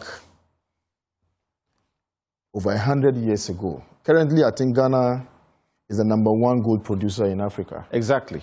And about the 5th or 6th globally. And the gold sector in particular especially attracts about half foreign direct investment that comes into the country. So it's an area that is of utmost interest to foreigners as much as it is for us locally. But then, in terms of value, It's presently the cushion of our in terms of economy. value, how much of the value do we have in this country? So you tend to see more foreigners involved in that sector, and then they move, and then we'll give them opportunity for capital flights. So they move so we have to give them those guarantees, even before they invest, so that when they get their money, they move their profits anywhere in the world. It's about time. It's about time that we let Ghanaians take the commanding heights of that sector. We did so in the petroleum sector. It used to be Ajib Gas. Almost all the companies that operated in the petroleum sector were foreign companies. Today, there are just about 2 or 3 that have foreign equity participation. They don't even own the companies. So Ghanaians have significant shares in those areas. It's the same with upstream. We just started, commercial production in 2010 thereabouts. But we have some big boys already in that space. Yeah. So yes, I agree that we must indigenize the process, let Ghanaians take big opportunities, let the value stay in Ghana. But then let's do some quick reflection. If you recall, when President Kufuor became president of the Republic, his son bought a hotel from a Lebanese. Now, you remember the level of indignation that greeted the Hotel Wawa. They call it Hotel Wawa. Because the president's son had bought a hotel that did not belong to the government, belonged to an individual. But Ghanaians raised concerns that you are buying it because your father is the president. This was even a private transaction. This was a private transaction. Private transaction. Now, this is even more serious because if you go to Article 2576, it says that our natural resources are vested in the president. So when the reversion came back to the government, it means that it had reverted back to Ghana and vested in the president. And the next person to get it is the president's brother. So forget about the processes that you probably would have gone through is a bit untidy. Especially if you look at the contention between my brother Ibrahim Mahama and Goldfields. How the discussion all started, you know, they were giving the no objection sometime in March 2024 to start negotiation. Obviously, the discussion fell apart. And in December, Goldfields showed interest in continuing to operate again. You understand? The lease expired 2025, April. And then there was another furore, and Parliament had to renew for 1 more year at the request of Goldfields Ghana. Now, if we were going to go through the process to give the mine to E&P, I think that we needed to take deliberate, we had to be intentional, crossing all our T's and dotting all our I's, in order that a certain impression is not given. The minister says this is exactly what they have done. A certain impression is not given. For instance, you see, there are a lot of issues that people bring into this discussion. The Chief Executive of Minerals Commission is known to have some relationship with the owner of E&P. The deputy CEO used to work for the minister, for the owner of E&P. The owner of E&P's brother is the president of the republic. You understand?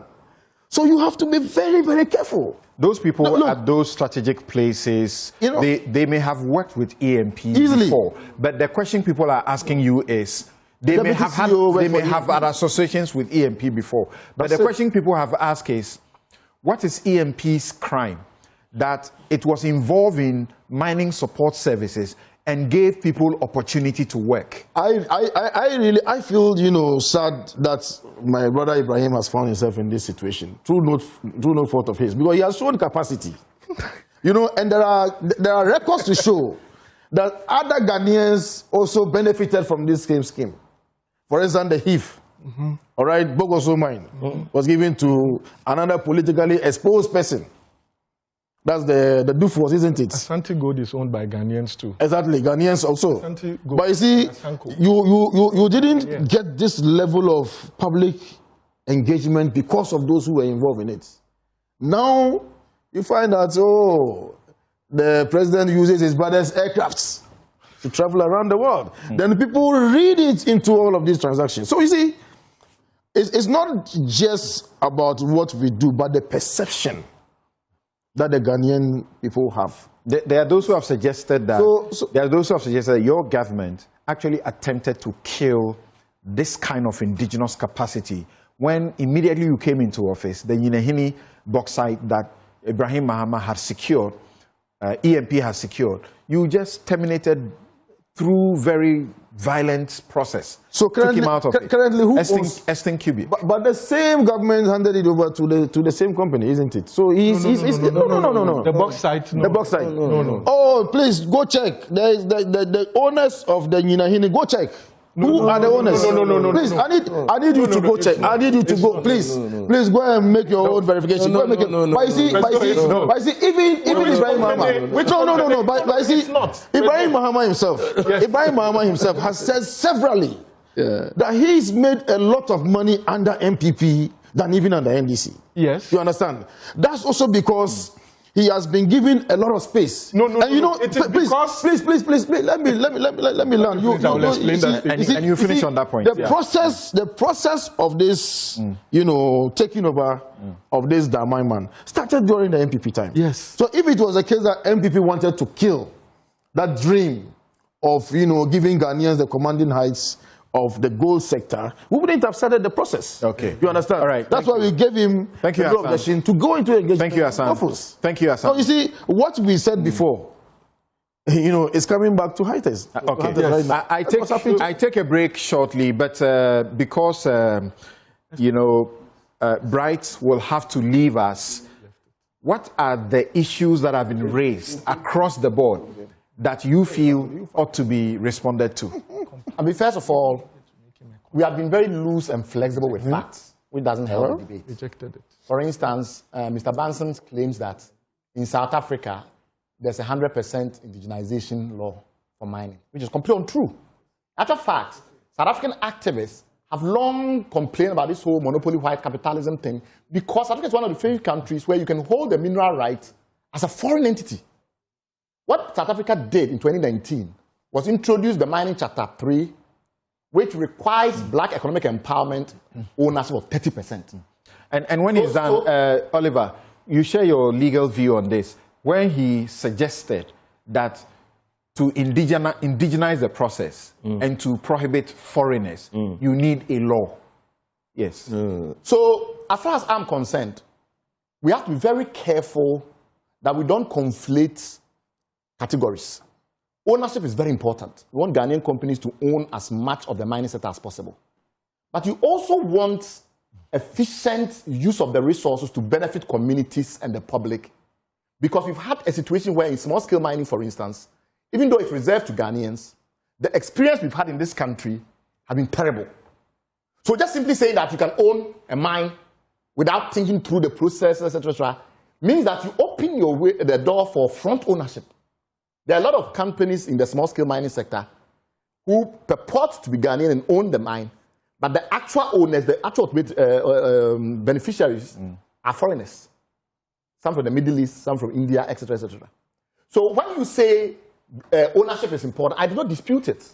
Nor do I have a problem with indigenization. In fact, I am a big and strong supporter of indigenization. But I've seen the Zimbabwean experience, where they bungled it, they allowed nepotism, cronyism, and by the most critical issue, cartonomics, complete disassociation between policy and policy, to the point where it got to an extent where in Zimbabwe, even though they introduced those laws for indigenization, today almost all the critical mineral sectors in Zimbabwe are owned by Chinese. So go and ask yourself how an indigenization drive eventually leads to a country where all the critical mines and all the major mines are owned by the Chinese. Because people bought the mine, quickly flipped it, and then eventually when they loosened the law, all of a sudden it was only big people in Zimbabwe who own the mines. So that's an important point that we have to make. And almost like the situation where those who used to dominate the Galamsey field, or even small-scale mining, you see a Ghanaian, but they are just the face. They are just the face. Yeah. The second thing that is also important is that... But I'll come back to that. There was a fundamental problem with the Galamsey. All right. Okay. We'll return to For people of leftist extraction, like my brother here on my left, who supports indigenization from an ideological point of view, I'll ask them to consider whether or not Pan-Africanism in this stage is not invoked. Of the 5 big gold mining companies, only Gold Fields is owned primarily, has its biggest shareholder being an African government, the South African government through PIC, and other South African institutional investors. So if we were to say, for instance, that he as a Marxist, Pan-Africanist, I'm not sure he's a Marxist, but sometimes when I read his work, I get the impression that he's very much to the left of the political spectrum. Will that not be a consideration that a Pan-African-owned entity or an African-owned entity should have some rights, even if we're very worried about Europeans and Americans and the Chinese and the rest of it? So in that context, from a point of view of that fact, the fact that the South African government has made entreaties to our government telling them to be careful about this gold fields matter and the rest of it, in what way for someone like me who's a Pan-Africanist, how does that play? Because I would bet him that if gold fields was owned by the Americans or the French or the British, this would not have happened. And he knows it. That tells us, therefore, that this is not an ideologically motivated action. Which is why some of us are asking us to be very cautious. We don't allow politicians and powerful people to ride on ideological... Bobby says. Right. Bobby says. Third point, which is Bobby says, at the point of exit, they asked for a year's extension. No, they were granted... They were denied renewal, but the time that was given was not enough to do decommissioning. A mine is not something you can just walk up and leave tomorrow. So when we point the impression, help me, the impression Bobby gives is that we got to a point where they were disinterested and were no longer going in. No, they did everything. And so the field was open. No. They did everything. There was a breach. There was a breach. They did everything they can to renew. And Ghana was clear that it would not renew for them. Yeah. Once that happened, the question was the minister right to tell them to vacate last year in April?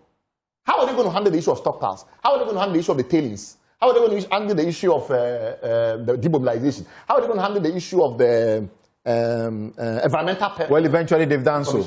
Because they give them a year. So that transition was not to their benefit, it was to our benefit. And that's the point that we raised in our earlier article, that this was done without thoughts. The idea that you should just go and leave. Okay. What's your last and third point? No, there's a critical point that I have to make.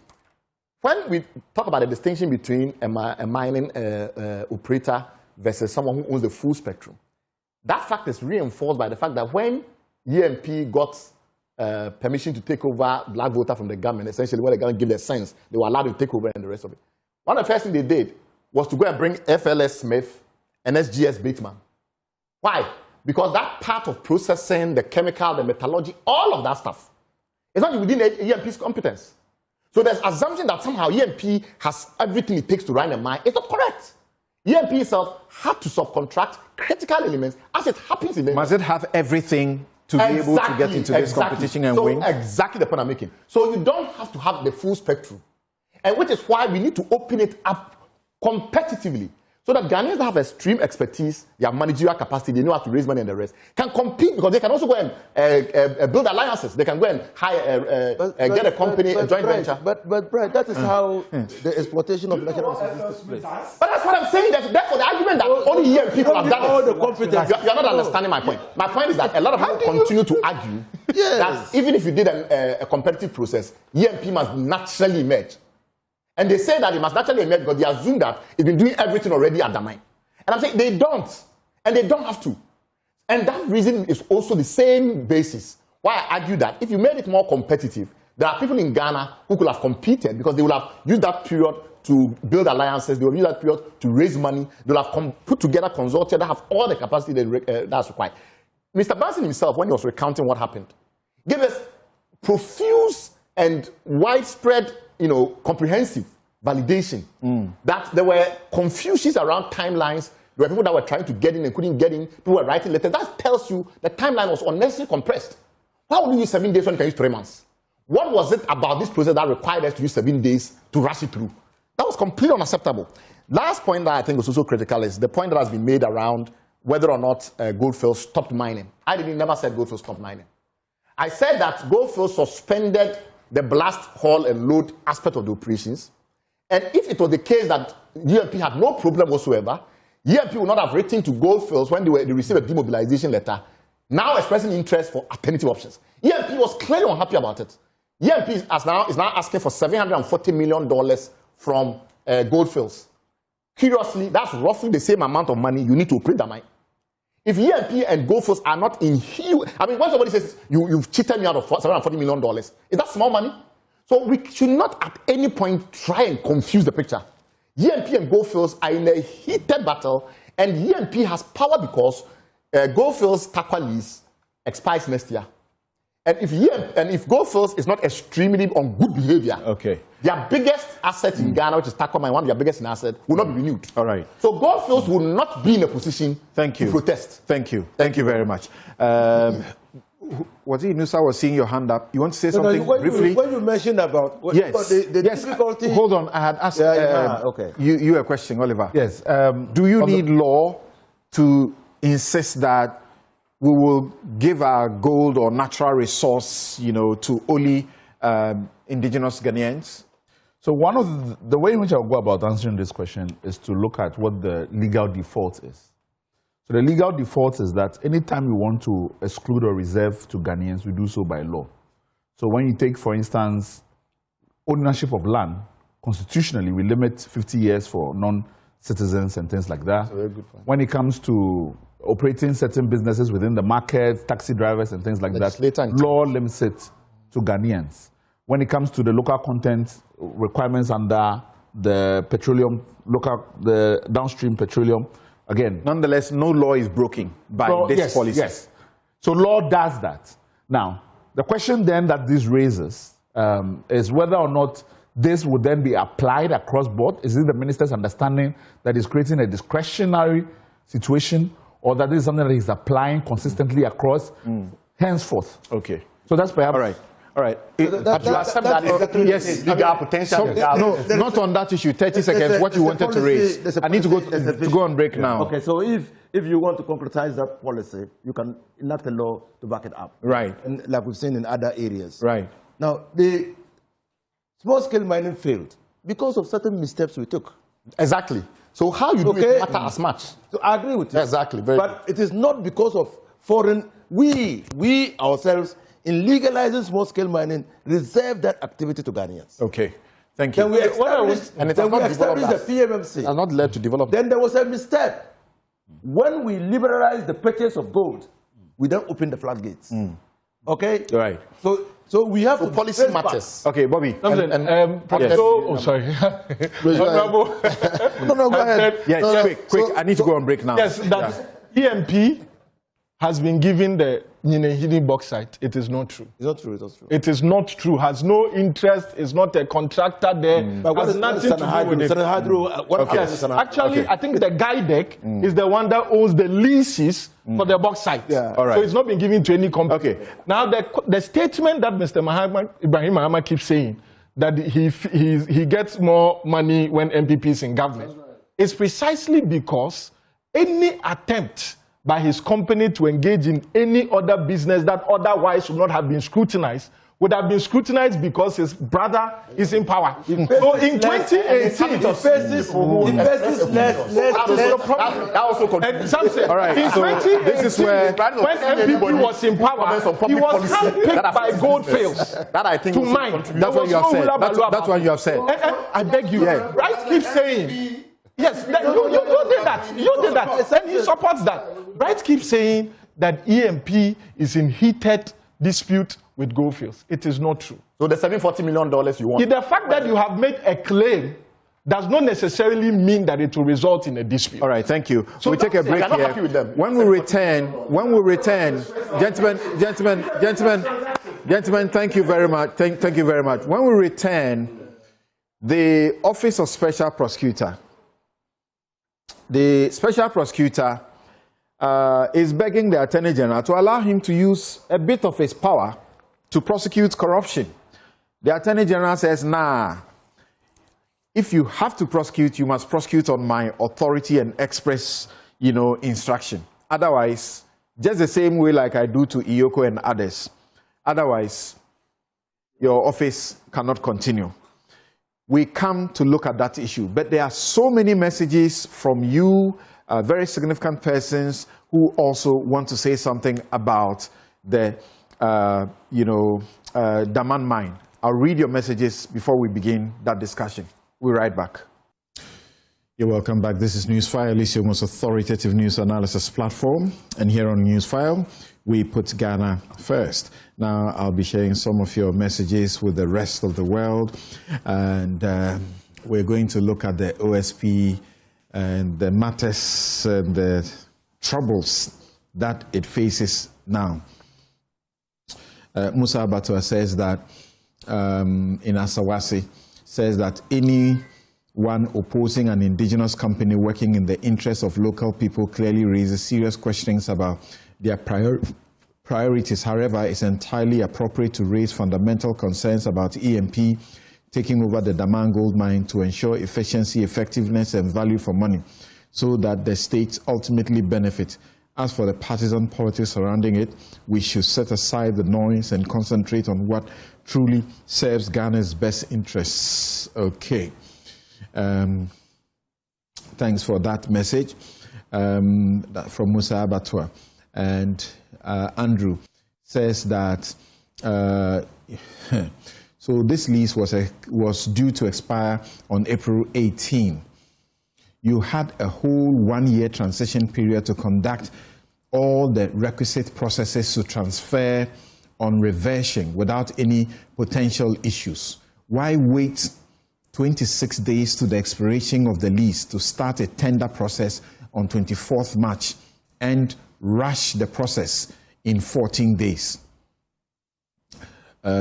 Well, Bright was talking about something that was literally 7 days. In tender processes, if tender processes could be undertaken in 14 days, why did the government award the big push contracts under single source under the shambolic pretext of urgency? The double standards must stop. This whole brouhaha is as a result of the lack of proactivity or sheer incompetence of the Minister for Lands and Natural Resources. Kobina Atabedu says that my challenge is with the indigenization drive. My challenge with the indigenization drive is that, typical of Ghanaians, we will not respect laws. We will not enforce laws. Cronyism and nepotism with influence operations influence operations such that health, safety, security, environmental management, and sustainability will be sacrificed. Well, when I read their bid documentation, they are clear on these particular issues that there will be no harm, there will not be safety issues, no environmental issues whatsoever. Look at how we have managed small-scale mining and its attendant galamsey. Soon, this irresponsibility will extend to the real mining sector. We are facing an existential threat. The reason why multinationals thrive and do better is because the cost of non-compliance is too high. Okay? This is one of the intangible benefits of having multinationals in the country, aside from bringing capital and knowledge transfer. Okay? Then Yakubu Ibn Chambers says that he's sending this from Wale Wale. Says that the attempt by some individuals to curtail the natural suspicions of the Ghanaian is an understatement to the conscience of the Ghanaian. Why EMP and why not EMP? The contract award process dared not to favor the president's brother. Conflict of interest at full play here. In my opinion, absolute power has made nonsense of probity, accountability, and value for the Ghanaian conscience in the whole process. The smell of state capture is so poignant. Okay, Yakubu Ibn Chambers sent in that one. Edu says that I'm struggling to see state capture here. Let's support one of our own and not repeat the mistakes of Jerry Rawlings, who collapsed indigenous industries, which are all now owned by foreigners. EMP are taking a huge risk in this venture, taking on huge borrowing, not state funds or financed by government-owned banks. We should all pray he succeeds. Being the president's brother should not disqualify him from doing government business. The man is already in mining. So why is the state capture here? All right, thank you for that. Papa Bisu,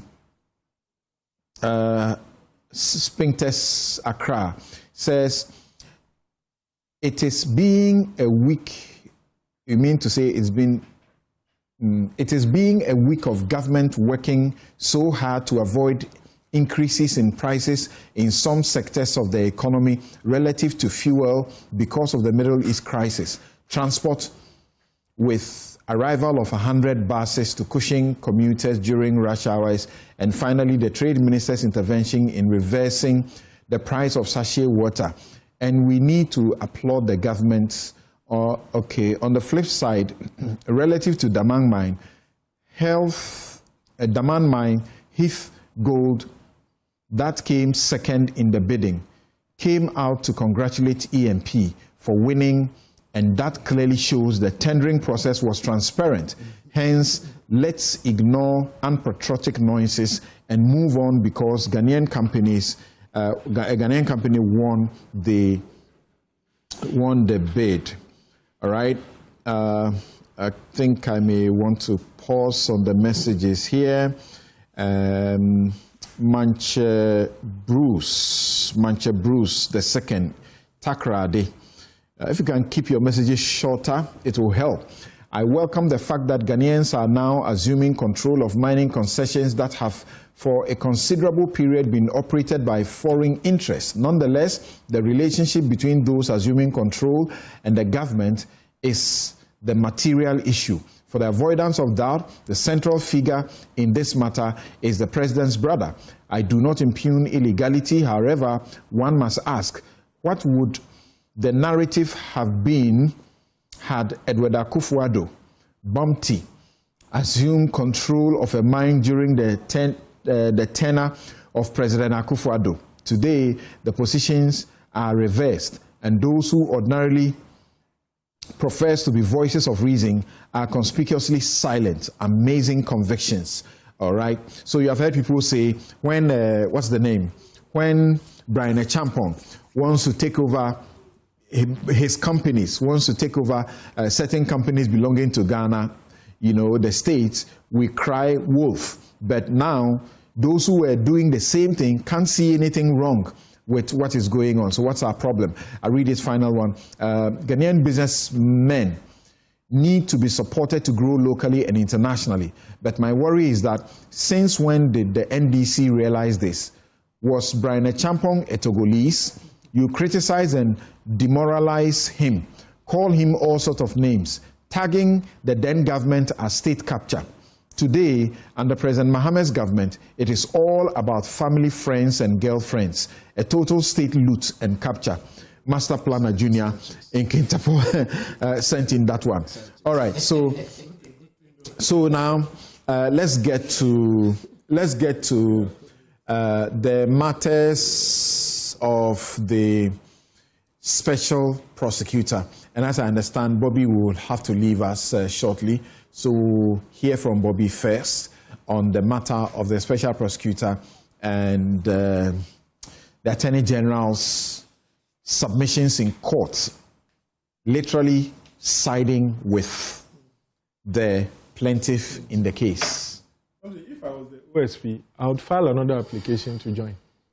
They filed, then they were thrown out. But it's an interlocutory. The Attorney General was in court, represented by Justice Sai, and he said that we are the ones to defend them, so don't let them come in. And the Supreme Court stopped them. That is what I'm saying, that if I was the OSP, I'll file another application. With this new development. With this new development, because the first ruling is an interlocutory one. When the circumstances change, you are allowed to. Because I think there was a case involving the Speaker of Parliament, where the former Attorney General raised that same issue, that he's a member of government, so the Attorney General. Yeah. And the Supreme Court said, because your interest is not aligned with his, he's entitled to have an independent... That was not the first. The first was Domelevo. Well, exactly. The Attorney General wanted to represent Domelevo, and they said, no, he must so if now the Attorney General was in that case, and then he was also in the Speaker.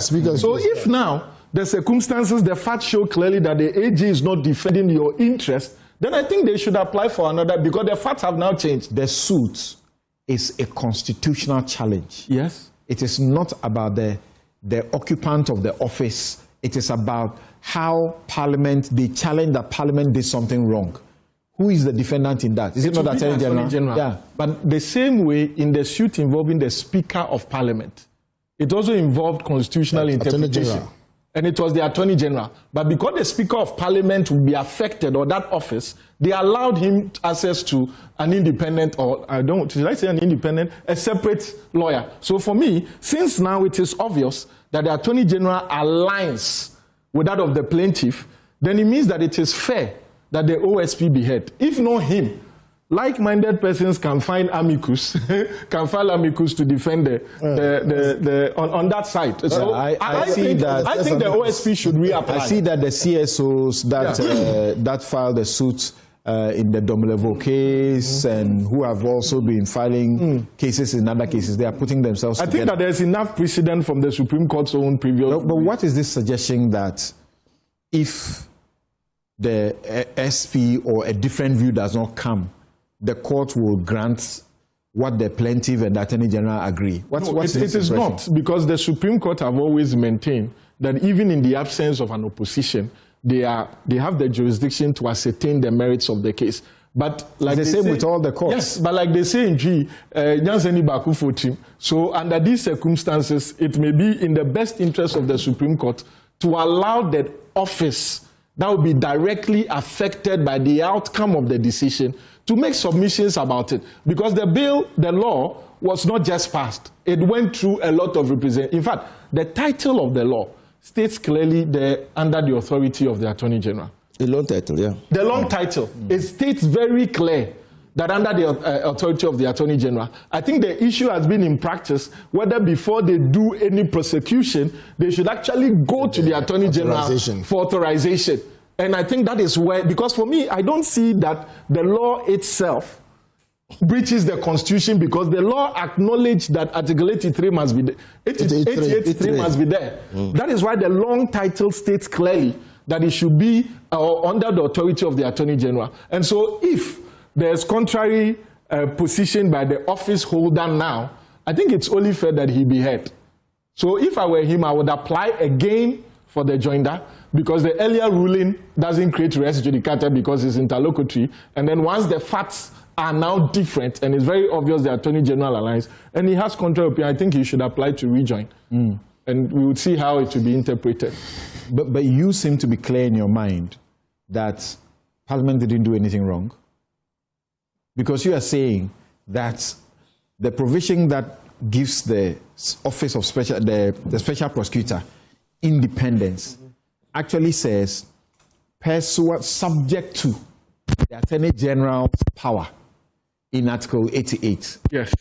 The Special Prosecutor is allowed to do XYZ. I think when you are interpreting laws and there are conflict, you are allowed to look at the mischief that was there that the law sought to cure. Right. And we had clamored that because the Attorney General is a political office, it is difficult for that office holder to persecute persons that are aligned with prosecute persons that are aligned with that political lineage or heritage. That is why the lawmakers and a lot of Ghanaians were pushing for an independent, and Ghana is not the only country that has such an operation, so that irrespective of who is in office, you are sure that there is an independent agency with the necessary powers to undertake some prosecutions without any form of influence from the Attorney General. And so if that was the mischief that the lawmakers intended to cure, to come back to say that that authority should be taken away, it means that you are putting us back in that mischief that the lawmaker intended to cure. That is my position. You were making a reference that I want to read. Office of Special Prosecutor Act 2017. It says that an act to establish the Office of the Special Prosecutor as a specialized agency to investigate specific cases of alleged or suspected corruption and corruption-related offenses involving public officers and politically exposed persons in the performance of their functions, as well as persons in the private sector involved in the commission of alleged or suspected corruption and corruption-related offenses. Prosecute these offenses on the authority of the Attorney General and provide for related matters. Exactly. The Attorney General's beef, Noah Damte, his beef, which the Attorney General now supports, is that where the office is invested with power to be independent, the lawmaker has sought to fetter the Attorney General's discretion to give people that power to prosecute. You have used the law to fetter my discretion. The law says all prosecutions must be done in the name of the Republic under my watch, right? And then you take part of my power and give it to somebody. I am the one supposed to be deciding who I want to give it to. In practice, if I understand it, because we have seen situations where SNET, They prosecute. Because the Attorney General gives them the power. No, but the Attorney General, the law, it's not as if for every matter that they take to court, they must go to Attorney General for approval. It's an omnibus one. Yes, it's the same way the police, unless it is a matter of, I think, murder or something that they must specifically get, even that, they get Attorney General's advice. They get the power to prosecute under the fiat of the Attorney General. Like in EOCO, when you go to EOCO, as I understand it, it's not everybody there that can prosecute. The Attorney General will give them a fiat that says, I want you, Bobby and Oliver, to do prosecutions. So names are mentioned in the fiat? No. Names are not mentioned. It's people, I understand it's people of certain ranks that are mentioned. Yeah. It's people of certain ranks that are mentioned. But he gives it. But this is a statute that has given that fiat in recognition of your authority. That is how I understand it. That the lawmaker, in intending to cure the mischief, has given the fiat to an office, but recognized the Attorney General's authority. And so I think, in a true and proper interpretation of this provision, the long title, which sometimes is an aid to interpretation, if the Attorney General, for instance, disagrees with any prosecution by the office or the OSP, I think the Attorney General may be able to call the OSP and then say that I want you to stop this. I don't think we have seen it yet, but the optics may not be good, especially if the person that the OSP is investigating and prosecuting is aligned with the political party of the Attorney General.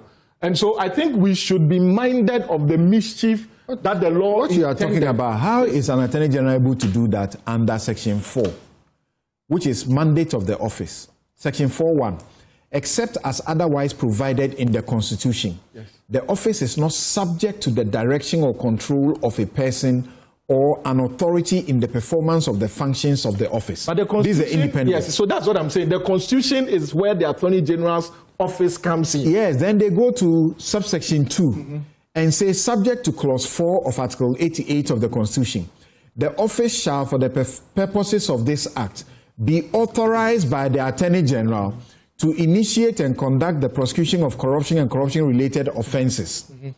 Subsection 2 shall not preclude Parliament in the public interest from requesting the office to investigate alleged or suspected cases of corruption and so on and so forth. Yes, so you see clearly that the drafters were minded of the provisions in Article 88. Navigating around Article 88. So it's like we are giving you that fiat, as you've called it, but be minded that there's a superior person that may intervene in your prosecutions in the manner that is anticipated for in the Constitution.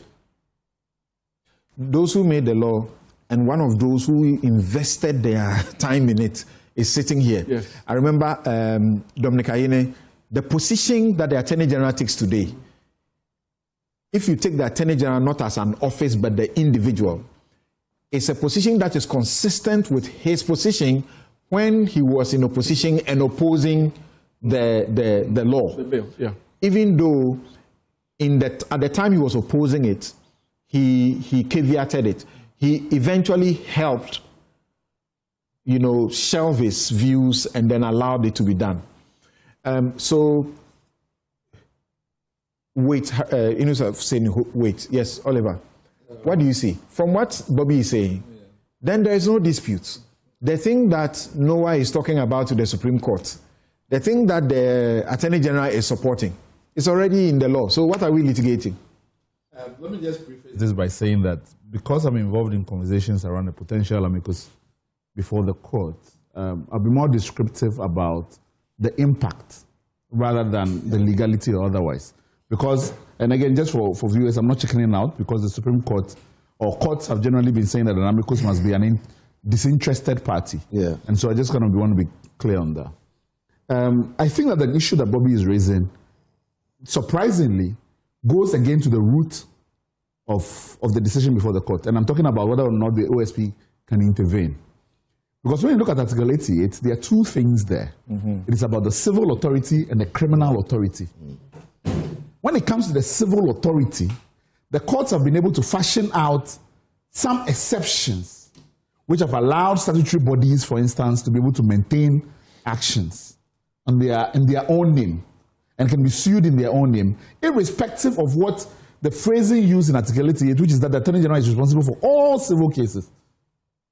What we haven't seen is the court go into the direction of how the criminal provisions ought to be interpreted and whether or not there's room to create some window or margins around it in circumstances like this.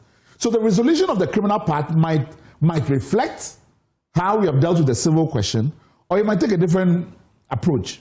We don't know that for certain. But for me, the most important thing here, and when the Attorney General's file... Please explain to my audience. Yes. You are saying that the power given to the Attorney General under Article 88 to be responsible for both criminal and civil, the courts have innovated to allow that the civil power, that one, entities and individuals, even though in working for the state, can maintain their own lawyers and do their own work. But the criminal side, we haven't touched it at all. Okay. So when you look at how both are phrased, they are phrased almost in a similar fashion, which is here.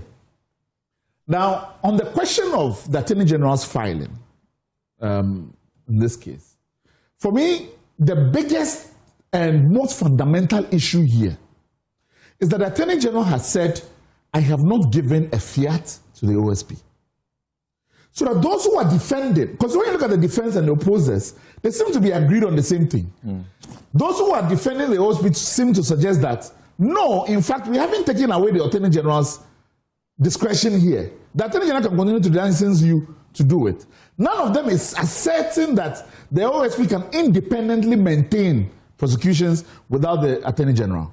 And so when you look at Bobby's rationale and thinking, he's saying that the phrases like subject to and other things still continue to preserve the Attorney General's oversight over the OSP.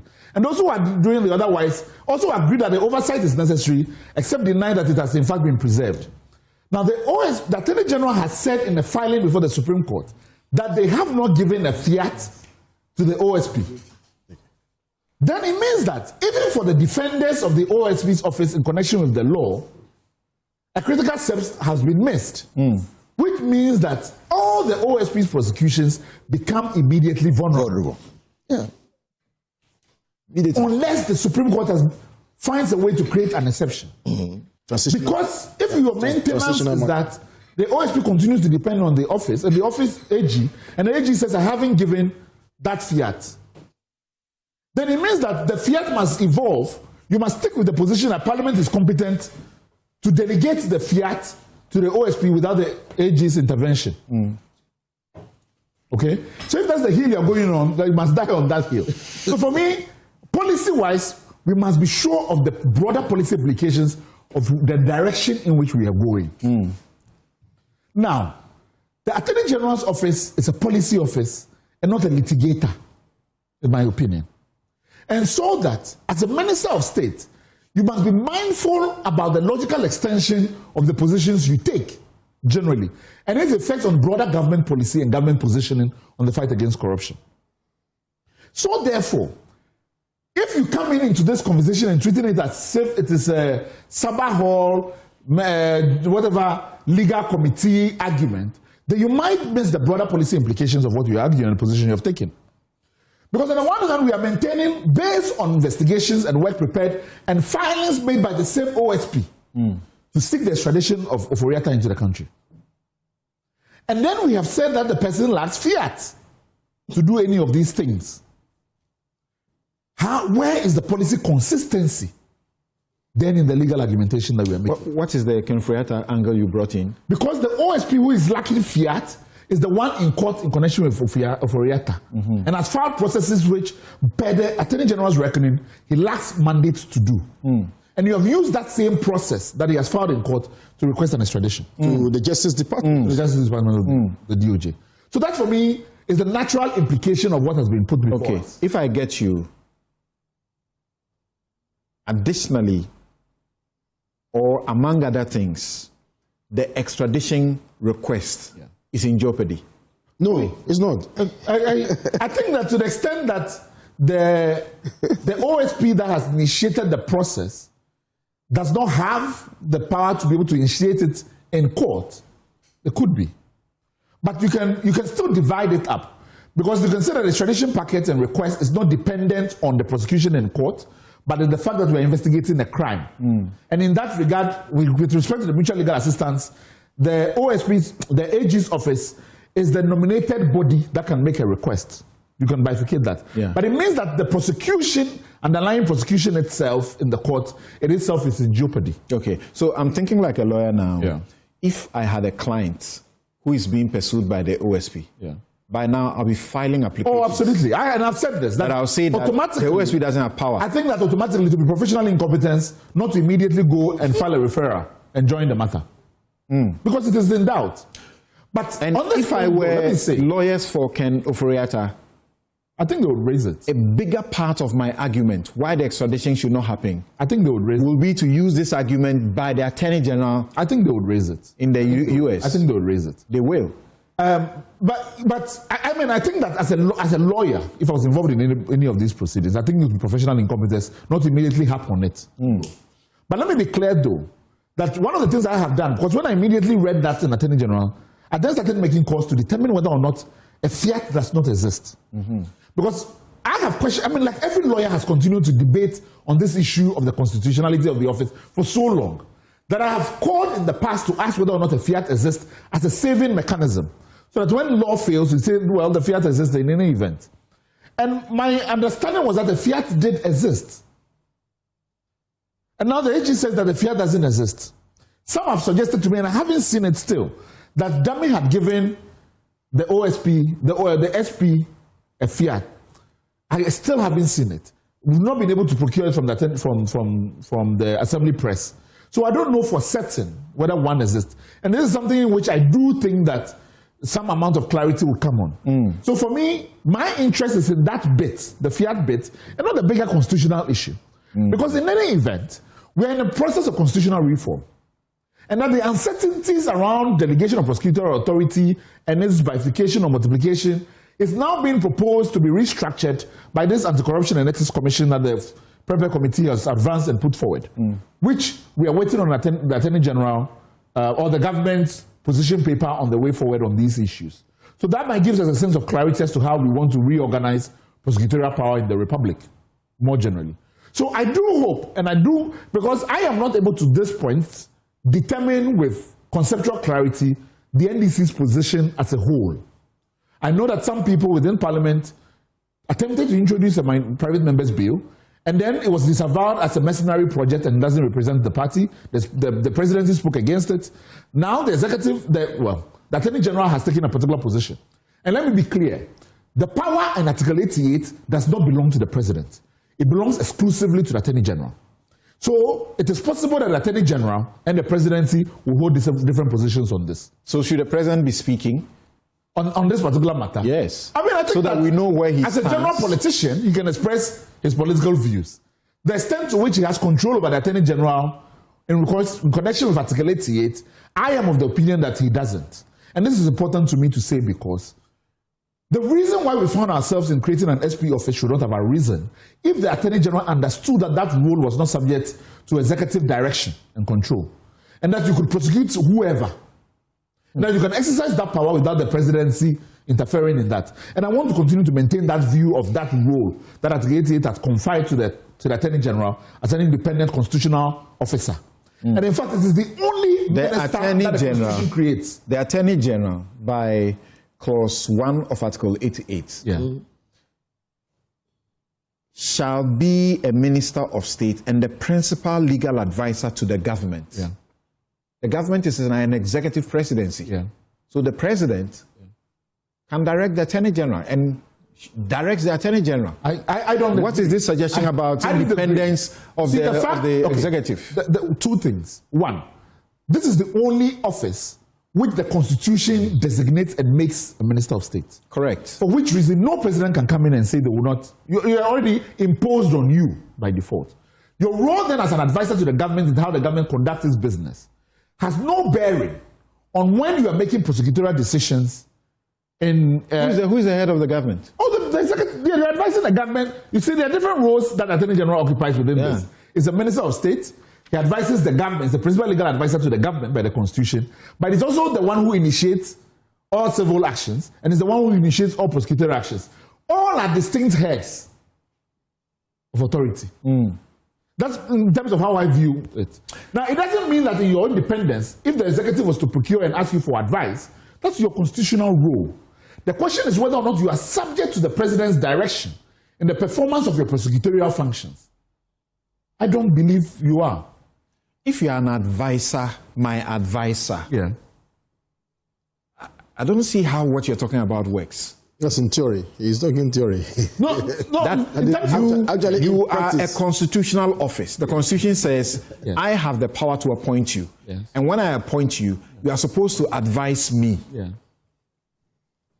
We can't have different views. It goes. We can't have different views on a matter. It goes on. We can't have different views on a matter as this, where the president says, stop your attempts to collapse the office. And then the Attorney General is doing the same thing. But look at this. Look at what happened in the US, for instance, with Nixon. So many times that the President Nixon tried to instruct the prosecutors in connection with Watergate. All of them resigned. That we are not subject to your direction in terms of the role that we have to perform.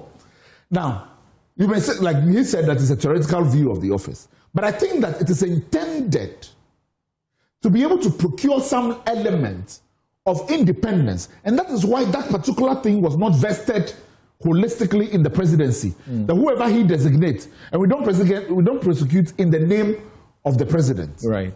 So it's a view of the office that, for me, I believe better secures the republic. All right. If the chief prosecutor is... Well, you had admitted that if this were actually the case, then there would not have the need for any special prosecutor to exercise any independence.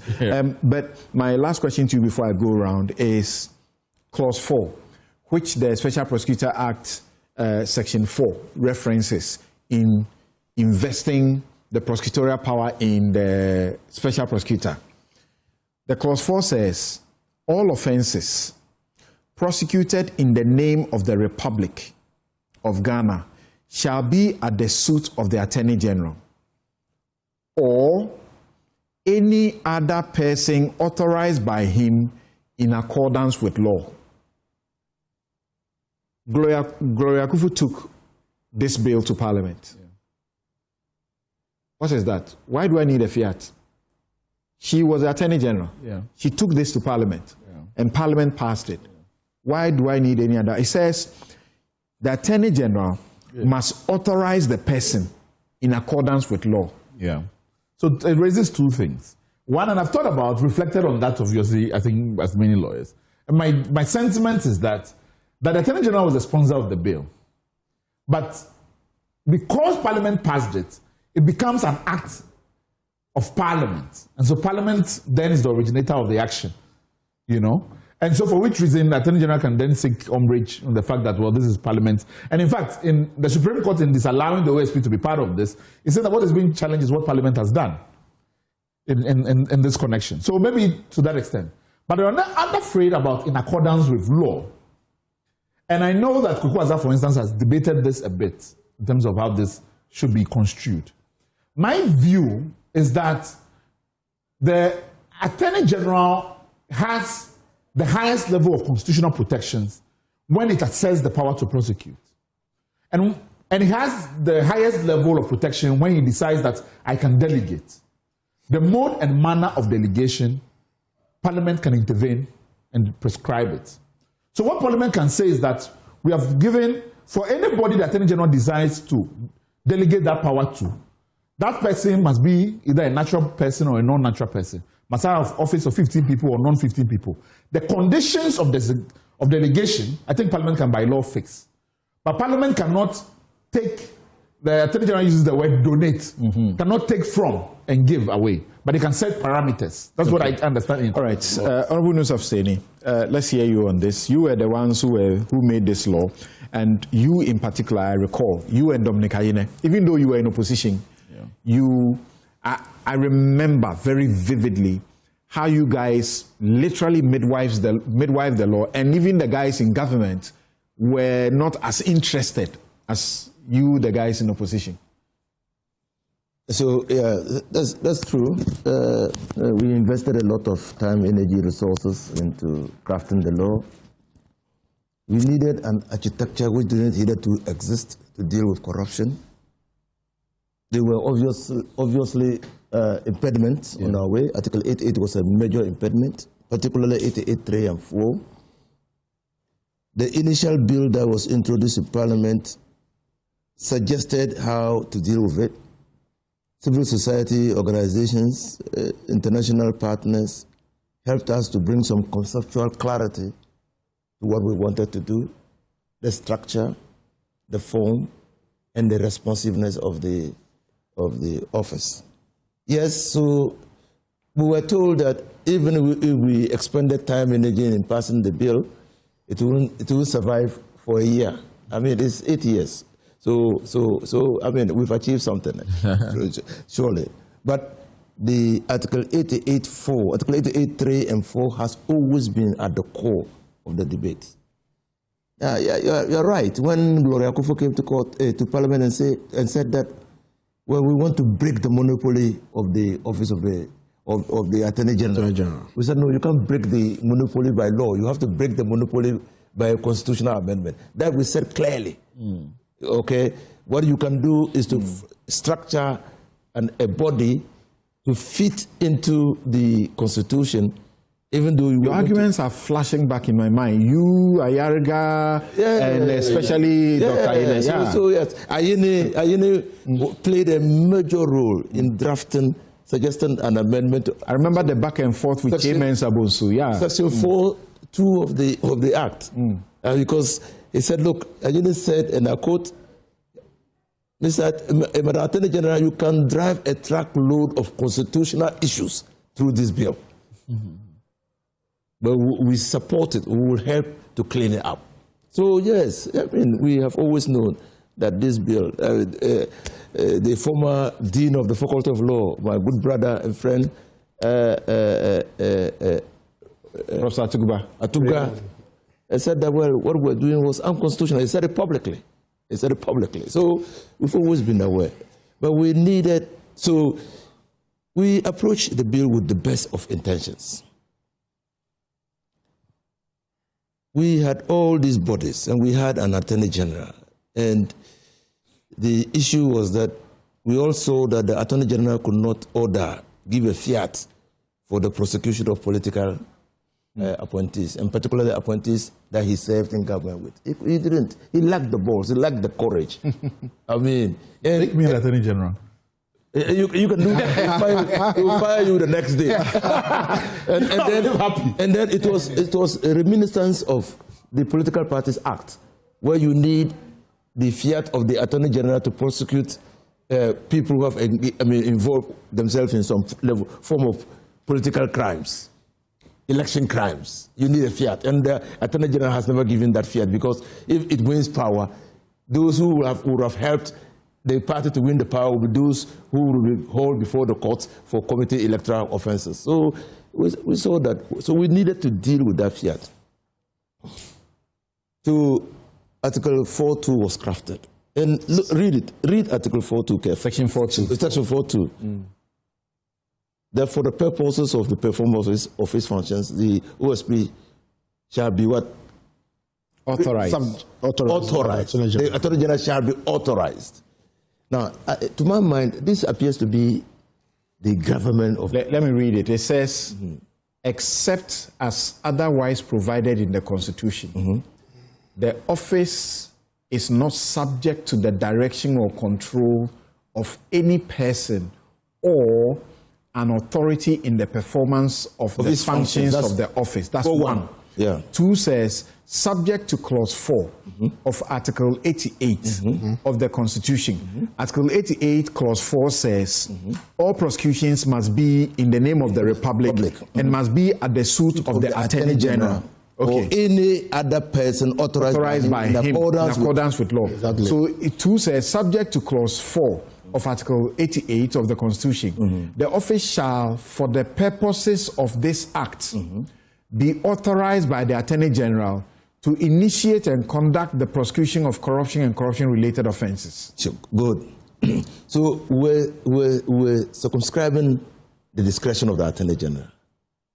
Okay, and to my mind, that appears to be the gravamen of the legal suit in court.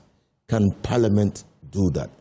Can Parliament authorize the Attorney General to exercise his discretion in one way or the other?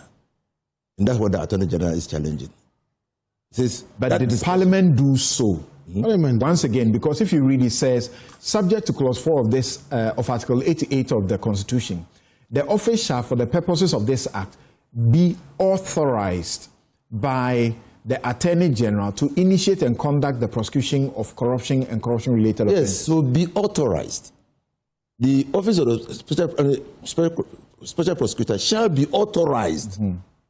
So we are saying is the that, shall prospective, yes, or it's already been done? Again, so that is the issue, and that's where I mean, when you said that Dami had given him a fiat, then he was reading it to be prospective. But when Parliament was passing this law, it was not prospective. Okay, it was a staturization of the discretion. Okay.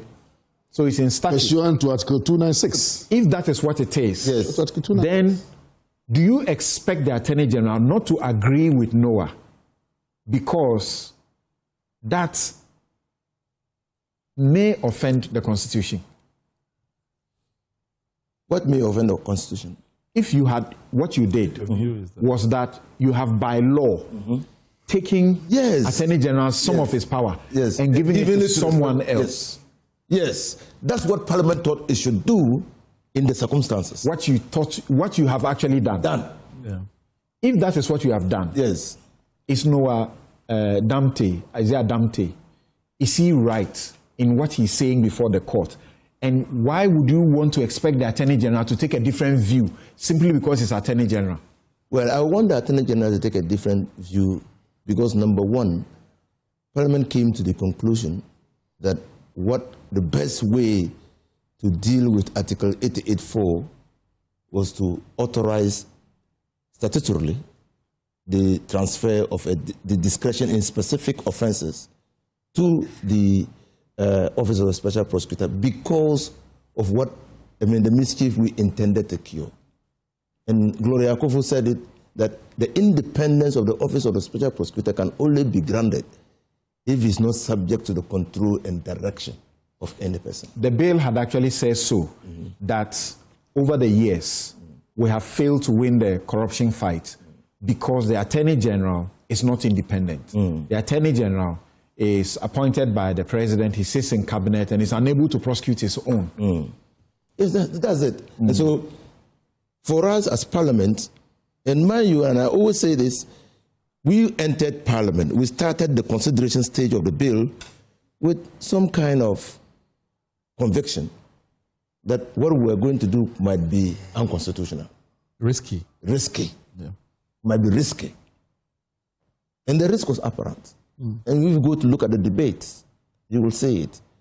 But we left convinced that we had created a new architecture to deal with the canker of corruption. And that nobody will disturb it. Nobody will disturb it. And that you can't stop Ghanaians from disturbing it. We can't stop. That's why even the court came to that conclusion when Ken Kranchi went to court. The court told... Was he really heard? He was thrown out without... He was thrown out. He was being heard. That leave the special prosecutor to do his work. He attempted to return it, thrown out again. But Noah has not been thrown out. No. So that is why, in this matter, I had hoped that we will expedite action on the new constitutional reforms. That brings me to a moral question, is it, that people are asking. What does the Attorney General lose that a bit of his power has been given to someone else to do a job which we all collectively agree is needed to fight the corruption? What does he lose? Why is he stirring this debate? Actually, I have asked myself another question. The Attorney General was a member of Parliament. He expressed his view on the law. He's still a member. Still is. At the time the bill was passed, he was there with us. He expressed his views on this particular act. He helped shape the law and make it, in his view, consistent with the Constitution. Parliament agreed with him and passed the law. Okay, so many years down the line, the Attorney General is going back to his initial argument and saying that I agree with Damte. You mean he should be stopped? He cannot be heard to say differently. I think that is the moral question I have. On that point, if I can jump in, I do think that the Attorney General has not abandoned his opposition to the office. I mean, the only challenge we have is the Anyenini versus AG, which concerned the appointment of somebody to occupy the office immediately after. A retiree. So I think that on an ideological policy, he has always been opposed to the office in terms of how it is created. No, but in that suit, in terms of texture, in that suit that he took up, it was just challenging the occupant and the age. I agree. I'm saying that you can read within it a person who has a particular disposition had not yet challenged the question of whether the creation itself at that point. Now, there's so many textualists, and I mean, Noah himself is a textualist in terms of the Constitution, and that has brought that suit in that regard. And then has come to meet an Attorney General who has always been apprehensive as to whether this has been done. And I bring this in because I've seen some people comment and suggest that this is only a personal rift between Ayine and No, I don't think and so. I don't think Kissie Jabin. I don't want to lean into any of that. I don't think so. I do think that on a question of ideological positioning on this thing, he has always expressed doubts. You don't say it as has been, suggested, that Noah is in a law firm Exactly. that the Deputy Attorney General is. Yes.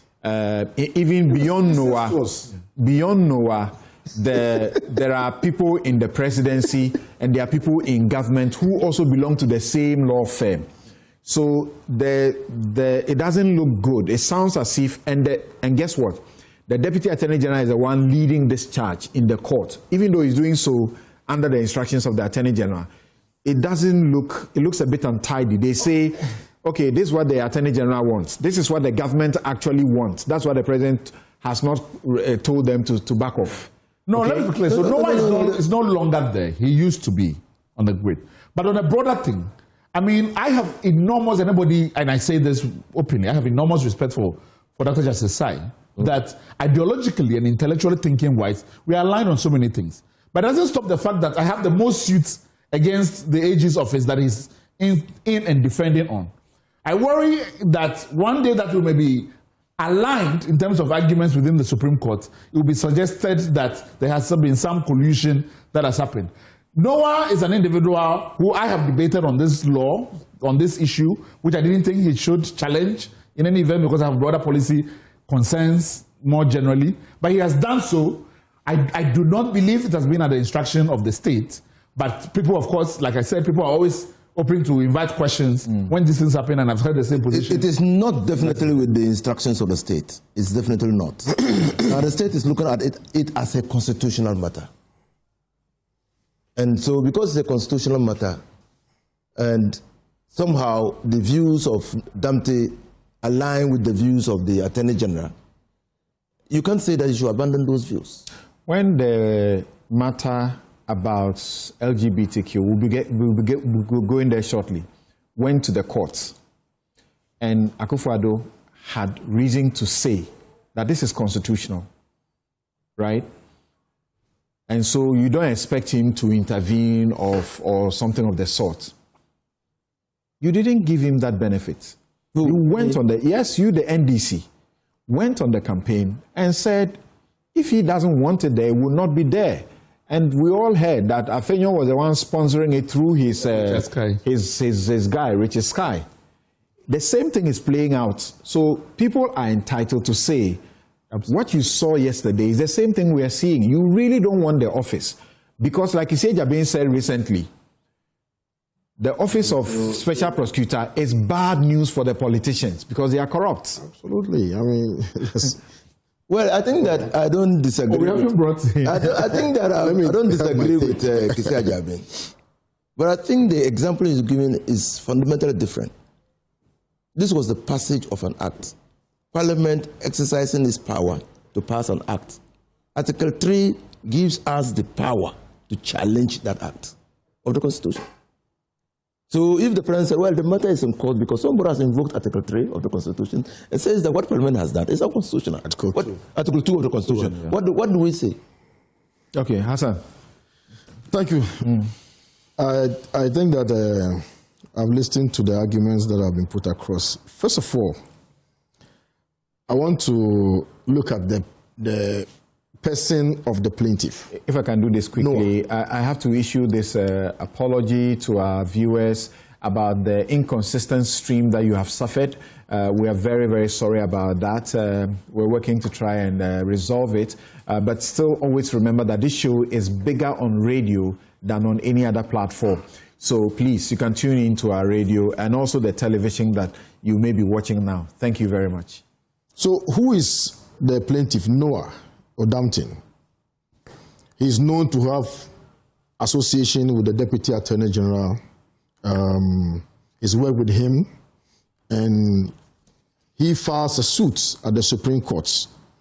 And if you do a perceptive scrutiny of the statement of case by Noah and compare with the legal arguments of the Attorney General, it gives the game away. Oh, Charlie. you come to an irresistible conclusion that this is an incestuous relationship. The plaintiff is the defendant. Look, there are instances where you find that matters are clove as they say, wolf, kin, both as a plaintiff and a defendant. Now, first, do you sincerely think that this is honestly, fair commentary on the Attorney General and the Deputy? No, but you see, we know who the person is. And so, at the very least, there should have been some discussion to make it tidy and put some finesse on this. Some other person. Noah Ephraim Tete Adamte is a lawyer, and he's supposed to have an independent mind, even if he were still in the law firm, where you have somebody from the presidency, somebody in government still in, or two people in government still in that. It's like saying the Attorney General should sue the president.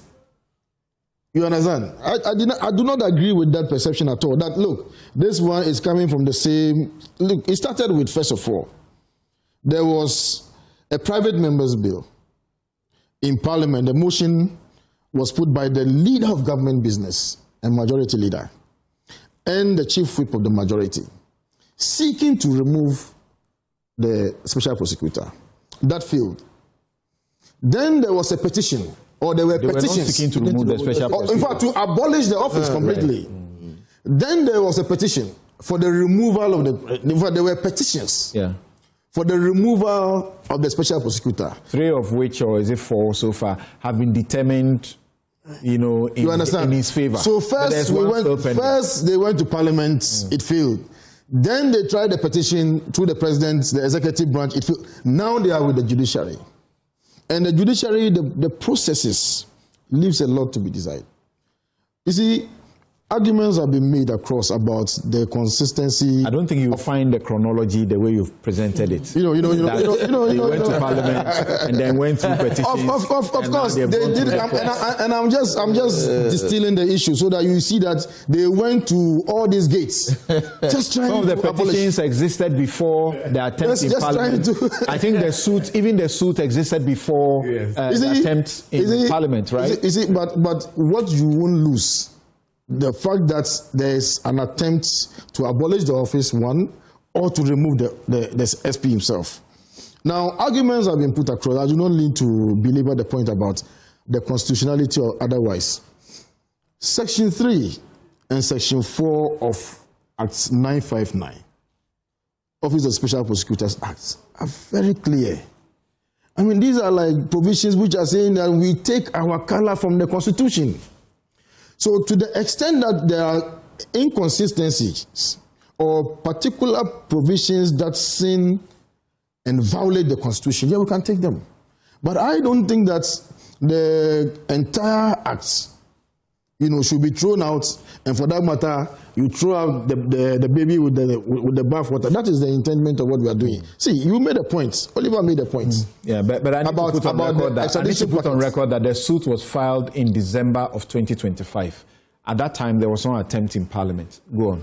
Exactly. Of course, forget about the chronology. But I'm saying that they tried executive, they tried legislature, now we're in the judiciary. You see, the extradition packet that was sent to the Justice Department in the United States came entirely from the Office of the Special Prosecutor.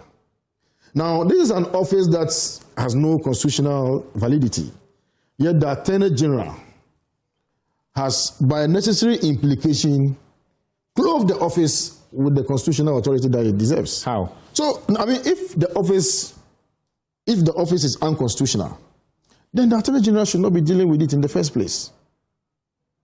Everything the State Department is working on in the U.S. on the extradition came from the Attorney General, from the Office of the Special Prosecutor. So, why are we now raising from the Office of the Special Prosecutor, but handed to the Attorney General? Exactly, as the competent authority under the Mutual Legal Assistance Acts. So, then why are you in the U.S. seeking to extradite Keno Foriata, for instance? So that also, for me, becomes a problem. Now, why are we talking about Office of the Special Prosecutor? In the run-up to the 2016 elections, allegations of corruption was widespread. And we thought that, look, we cannot be solving the same problem using the same approach and not getting different results. So let's try something else. And definitely an Attorney General who is sitting in office with his cabinet colleagues will find it very difficult to prosecute his colleagues. And we are seeking to do something different. I've spoken to at least, and I've said that over and again on this platform, at least 2 former attorney generals, okay, and they have been frank with me that, look, I can't prosecute somebody I sit in cabinet with. Yeah. And some of it, it's not even somebody they sit in cabinet with. Because of the person's relation to the presidency or something like that, they can't dare. Because of the person's position in the party, they will not dare touch them. 2 different former, attorney generals have told me this. Now the point about whether or not the president,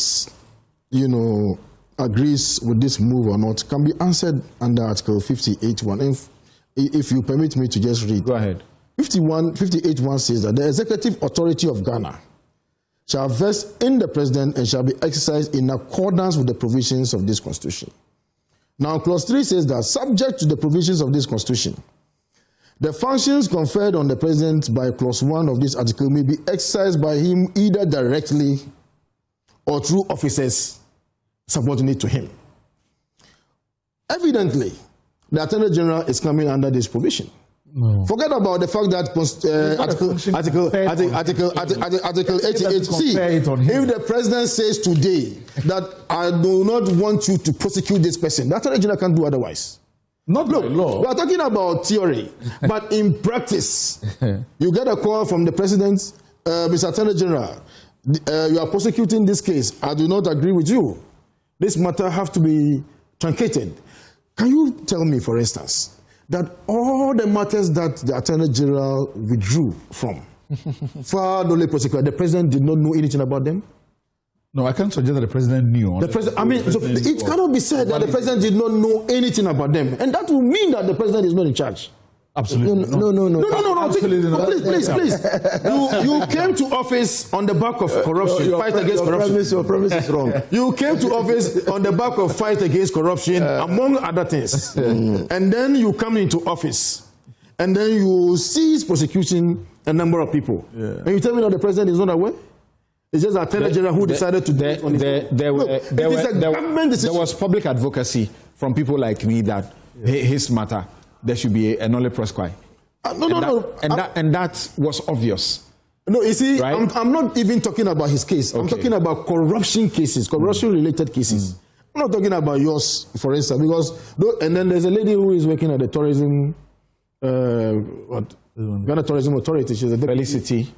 Yeah, they were part of those are not the cases I'm talking about. I'm talking about the big cases that the Attorney General cannot truncate. Like the cases about Puni, Dufour, and the rest of them. It's not possible for Attorney General to just go on his own to say that, look, I'm stopping this prosecution. Part of the reason the law... Without necessarily telling with the... It is not possible. Was authorized by the president. The kind of executive powers that we have given to the president is the Constitution. Part of the reason nolle prosequi, there's no obligation to explain. Exactly. Right. Because if the president tells you that, please, truncate, you don't need to explain to anybody. You understand? So please, let's not think that maybe it is just, but I think there's something that we are missing. The Attorney General is not necessarily going to be in office 3, 4, 5 years' time. It's even possible that maybe in this next reshuffle, I'm told that it's coming off next month, I'm told that it's coming up next month. It's possible. You hear things that it's possible. I'm reliably informed. So smooth. I'm reliably informed that the reshuffle is coming next month. But you see, the truth of the matter is that you could wake up tomorrow and then this Attorney General will no longer be in office. And another Attorney General will come and say, no, Supreme Court, please hold it. Why do we allow ourselves to be, thrown left, right about like that? Let's leave the law to stay as it is. If we have concerns about the personality, let's take him on.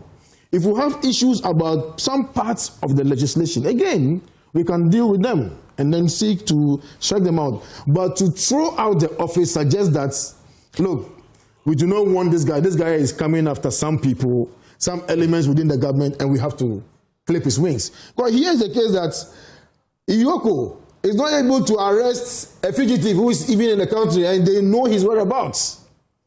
Because EOCO is working on the direction of the Attorney General, so it shows that maybe the Attorney General is weak. You can't say that about the OSP. Whoever it is that the OSP has sought to get, he has gone for them. It's not issuing statements and, avoiding rulings that have come from courts and seeking to do as they please, grandstanding. Please, let's leave the office of Special Prosecutor. It has just started. Let's give it time to mature. They will commit their own mistakes, they will correct them, and together we will find an architecture that would be completely different, unless, of course, we want to amend Article 88 and decouple the office of the Minister for Justice from the Attorney General. That, I think, if we do, then we can leave those functions of the OSP to that Attorney General, as will be decoupled. And my attention is being drawn. My reckoning of the trajectory of events, the chronicle of events, and I wasn't saying I was exactly sure about what it was. When the attempt to, you were right in the way you chronicled it. The attempt to abolish the office happened before the suits. So on the 6th of December, Parliament was talking about, he was agreeing with the bill to scrap the office as in 6th December. And then the suit was later filed on the 14th. Oh, December. No, was it 14th? No, it was on the 8th. Let me see, I have a copy of the suit here. I was looking at that when I was referencing earlier. So the suit, either 8th or 18th, was on the 8th of December. So about 2 days after the attempt happened in Parliament. And the president was swift. Exactly. Immediately got to Parliament, he issued the statement asking them to stop it. Okay. So you see, in matters of this nature, Oliver, this is when the Supreme Court will have to spring into action and determine the matter expeditiously. Because it has got dire consequences. Now, if the Supreme Court comes to the conclusion that Parliament violated the terms of Article 88.4, so the statutory authorization given to OSP to prosecute people, investigate and prosecute is unconstitutional. That goes to affect even previous convictions. Previous convictions? Yes. Yeah. But as Vomo said, the Supreme Court can save that by their pronouncement, won't they? Because what they say will be final. They will say that even though blah blah, what has already happened. I'm talking about what I know. France nuclear. I'm talking about what I know about the law. What the Supreme Court will say, I don't know. And the Supreme Court itself has no speculative jurisdiction. No one knows what they will say. That's right. Okay? So, but if you say something is unconstitutional, you can't build something on nothing. That's right. Again, I agree entirely with you that it didn't become unconstitutional in 2026. If it's unconstitutional, it was from the beginning. And again, if I were counsel in this matter, in the matter of those standing trial in court by the Special Prosecutor, I will escalate my action to the Supreme Court. Sharp. And if I were defending Kenneth Furiata, I will attach a copy of the statement of case of the Attorney General to this matter. Because the origin of the extradition request is from the Office of the Special Prosecutor. And so if the Attorney General is challenging the locus of the Special Prosecutor, then what business have we got to extradite Kenneth Furiata? That's it. So it has got that's why I'm concerned. That's why I'm not speaking with that kind of passion. I'm worried that probably we are going to be confronted with matters that will be very difficult to handle. There are critics who say that already from what they have seen, the extradition process has been botched. Yeah. Because there was first the issues that the Attorney General raised about the extradition packet and problems with, not receiving this or not, and the lawyers in the U.S. have used those arguments when the Attorney Generals appear to be against the OSP. They have used those arguments already, try to get him off.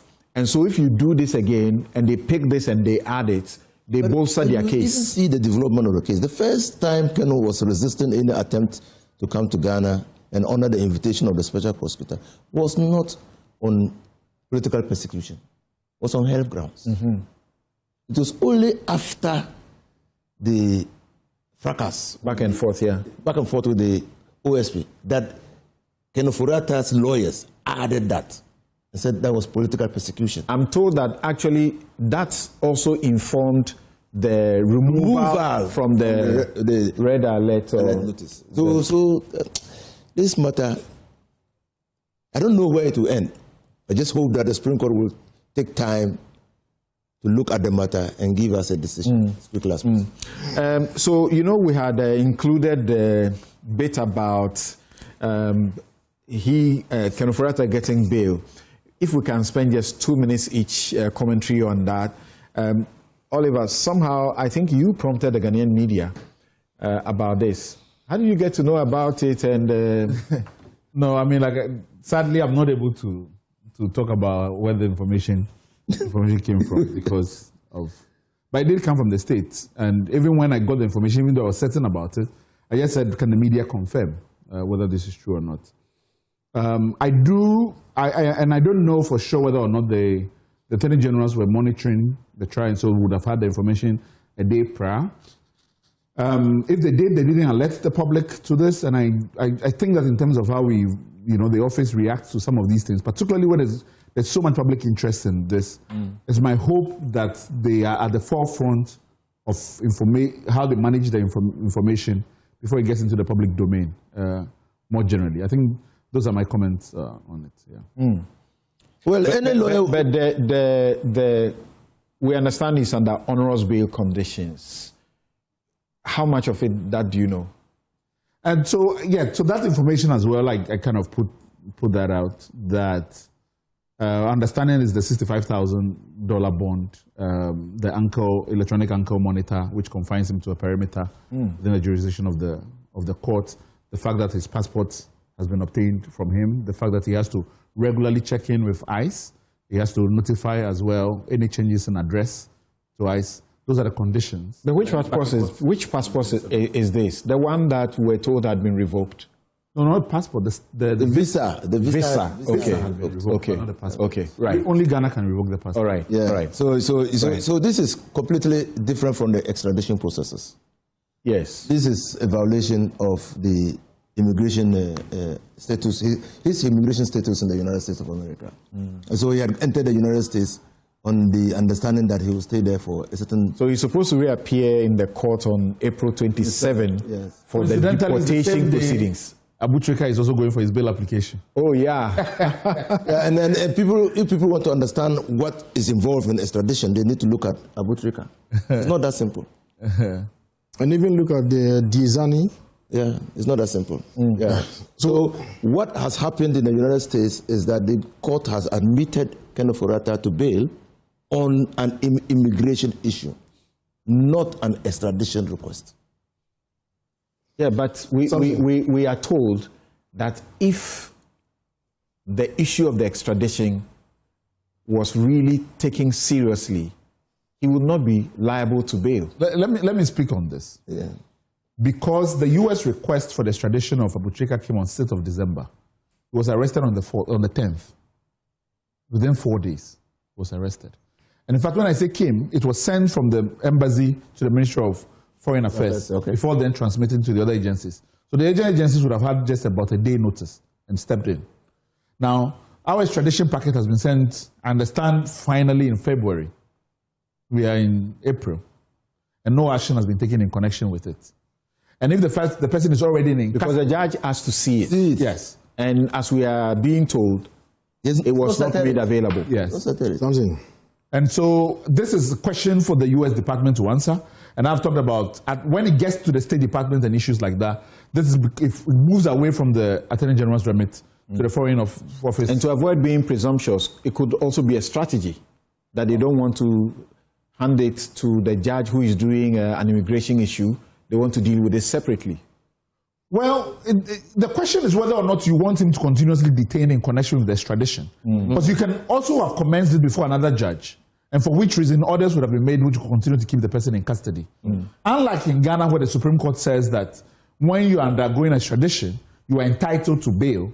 In America, the law is opposite, which is that there's a presumption against bail. And so we have we are more liberal than they are. And that process has not been commenced. And I believe that questions ought to be asked because the posture of the U.S. doesn't indicate that they have taken this thing seriously. And before you come in, I have made it publicly clear that the only reason that I even took up the defense of Abutrika is because of the unequal treatment of how the U.S. has treated Ghanaian requests for extradition vis-a-vis ours. That I don't think that we are being treated as equal parties. And I think that ought to stop, and we need to revisit the arrangement. And I do hope we take this. I asked that question because, Sedina Tamaklo, exactly. We understand that under extradition process, she is still in there. So she doesn't have the opportunity of bail. And remember, our law used to be the same, where you will not be entitled to bail until Martin Pebu went to the Supreme Court. So, Samson, the facts. So, yes, there was a bail bond. You had to post a bail bond of $65,000. That is correct. What is incorrect is that there is no restriction on his movement. He didn't say that as a matter of fact. There's no electronic device on him. There's no restriction on his movement anywhere. There's no requests for him to report to any immigration officer. Okay. Those are the facts. The only condition... Facts from what source? Yeah, from the courts. Okay. The only condition that the judge sets was that if there is any change in his residential address, the court must be notified. This is in respect of the immigration case. But even more crucially, the judge took note of something. He said that even though he is not the extradition judge, he has reviewed the extradition packets. And he has observed. Yes, he said, of course, the judge will be interested because the immigration officers, exactly. Some of the information we received suggests that it was not submitted. Exactly. So now the judge said that even though he is not the immigration, the extradition judge, he has reviewed the extradition documents, and he's not surprised that the State Department is not proceeding. Extradition documents that are yet to be finished. Look, while noting that he's not the extradition judge, that having reviewed the extradition materials file. No, I'm telling you, this is somebody. No, this is not a court report. No, I'm telling you that this is a report. I want you to put the caveat. Of course. He is not reporting from court either. He's not reporting from court either. But I'm telling you that the judge is not impressed with even what we have found in court. But what is even important is that we keep forgetting about Sedinam Tamaklo. All the time, you see, it gives the impression that this is political persecution. And we keep saying that, look, let's not be doing these things. Why is it that? Hassan, to remember. Hassan, why is it that anytime we have to talk about Kenufuriata, we must talk about Sedina? Why? You see, because the cases are almost the same. You understand? The cases are almost the same. When you go to the U.S. Embassy, go and picket and ask that Kenufuriata should be extradited back to Ghana, you should add the other one. Because they are in the same jurisdiction.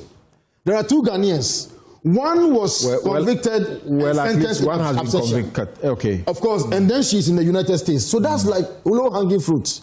Why are we so bent on dealing with... In fact, do you know that so far Ken has not been served with the charge sheet? Ken has not been served with the charge sheet. So he has actually not been technically charged. Because it has not even been brought to his attention.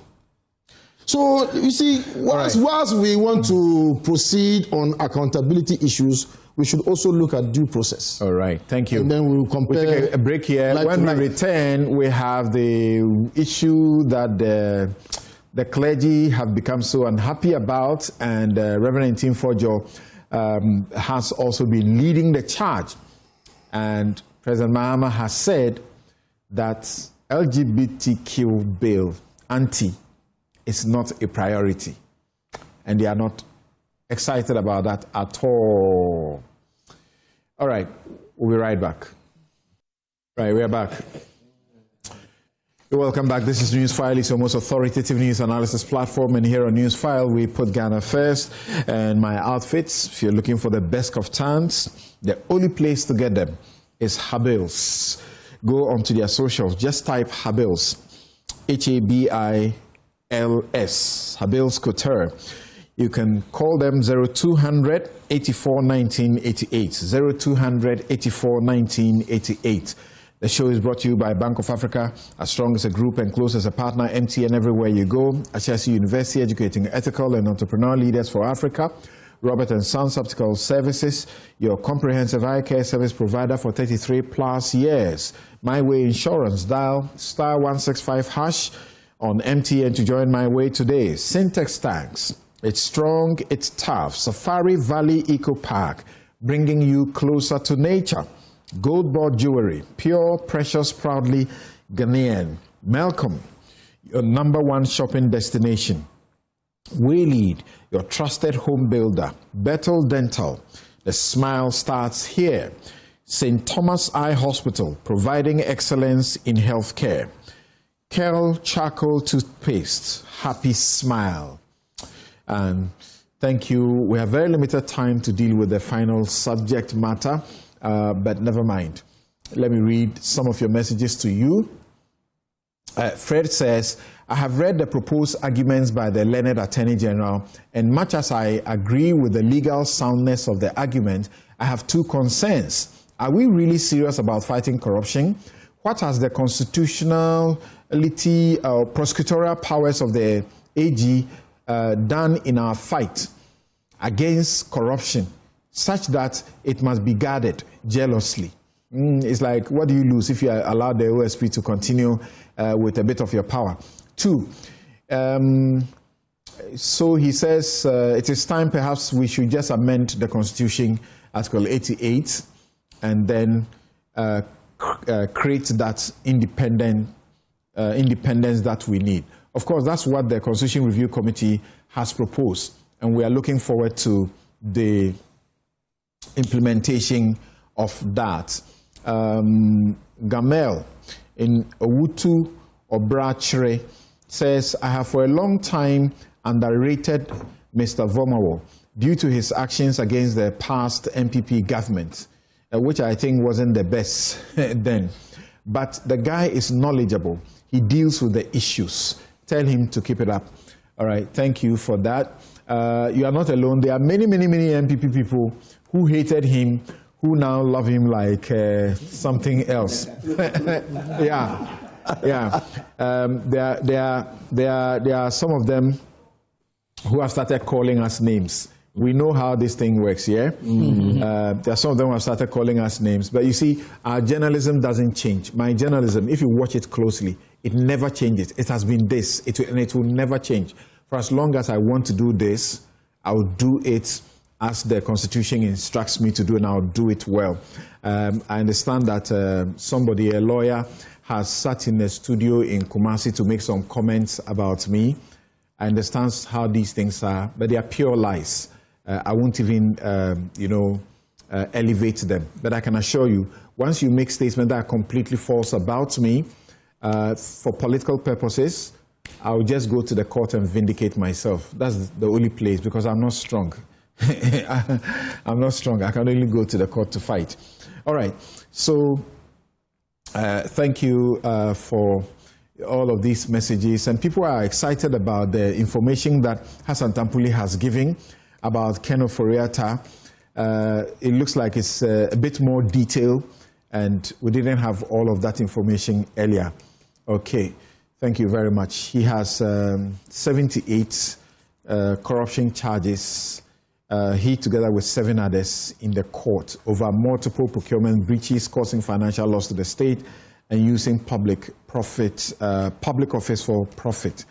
And so we expect that will go on in due course. Now, Hassan. Yes, sir. Have you been following your colleague? I'm sure he's been speaking on your behalf, Reverend Tim Fojo, about President Mohammed's comments about the Anti-LGBT, Act. I think we can hear him briefly and come to you. That's right.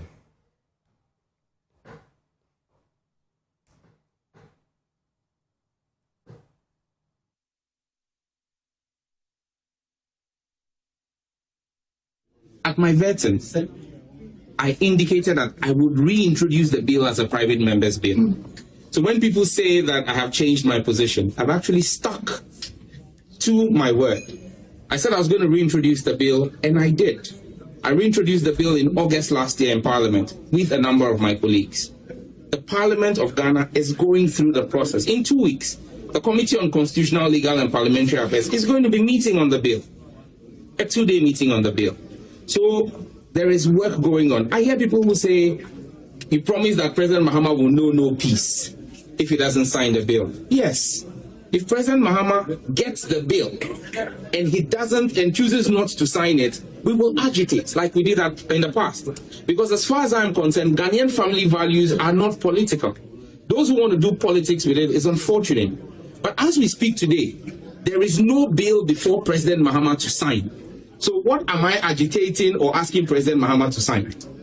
I am confident and I remain reassured in the words of President Mahama that when Parliament passes the bill, which we are working on, we will put it before him and he will sign it. For those who say that Sam George has changed his position, I introduced that bill as an MP when I was in a minister. If being a minister was supposed to silence me, I will not have been the lead sponsor of the bill again in Parliament. I have re-sponsored the bill.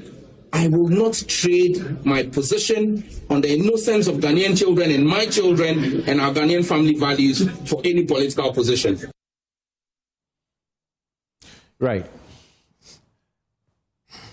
So I'm one of the members of Parliament who sponsored that bill. Okay, the LGBTQ under a private member's bill.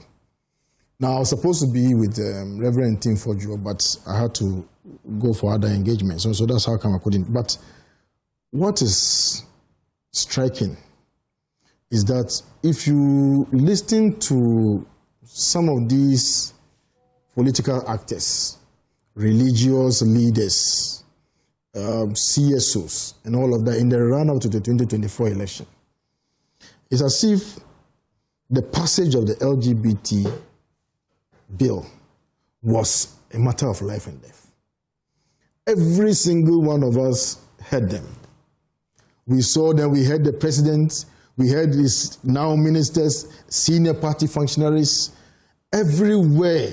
Even if you hear people discussing football, they will introduce LGBTQ. They're talking about petroleum products, electricity, they will introduce LGBTQ. Today, the matter is not a priority as far as the president is concerned.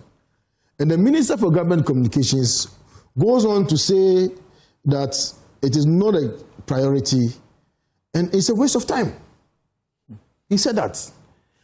And for me, this level of arrogance that we are seeing just about a year and 4 months into this administration is very, very worrying. Yeah, you were accused of arrogance. Exactly. I mean, this level of arrogance is so worrying.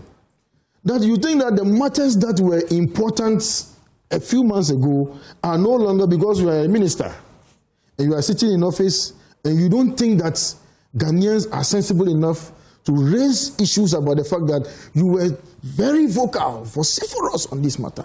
All of a sudden, nothing. You see, your politicians, maybe they said that politicians were not virtuous people, we don't speak the truth and all of that. Sometimes they say that about us. But what of the men and women of God who mounted the pulpits every little space that they got, the sermon, both Muslim, Christian, traditional, everybody was preaching on LGBTQ. Today, well, he said that some of them have been given appointments, so maybe when you have enough food in your mouth, you don't talk. You have to observe table manners. So some will not talk. But we will talk for them. See, I'm a member of the Constitutional Legal Affairs Committee, ranking member for that matter. We were scheduled to have a meeting on the 8th and 9th to consider the referral. The meeting was rescheduled to 23rd and 24th. We have received memoranda from the UN Commissioner for Human Rights. There's a very long memoranda. There's another one, Special Procedure, UN Human Rights Council, and so on and so forth. We need to consider these things. But you see, the president said sometime in January when the clergy called on him last year that it's a private member's bill, then he wants to make it a public bill. That has not taken place until we had to reintroduce it as a private member's bill. So the government, the president have not been sincere with the Ghanaian people. They're not being sincere with the Ghanaian people. We haven't showed that we stand by our words. All the things that we said, Ghanaians are waiting for us. See, the next meeting of parliament, we have to see it listed as one of the bills that will be passed. And the president has over 2/3 majority in parliament. They have passed almost 80% of bills that were passed since this parliament came into being, this 9th parliament, under certificate of agency. Why not pass this one through certificate of agency? It's not a priority. It's not. How can you say it's not a priority?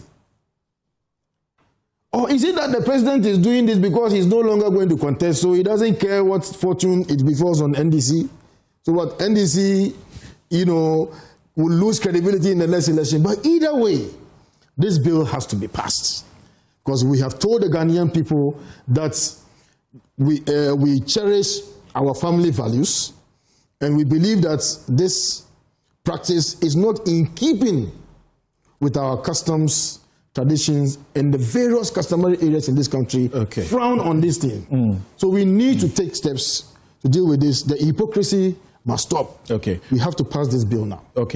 Honorable News of saying. So you see, my brother is a member of parliament, and there's a legislative agenda that guides parliament in the performance of its functions. Parliament is not a marketplace. You don't just go there and introduce a bill. No, don't do that.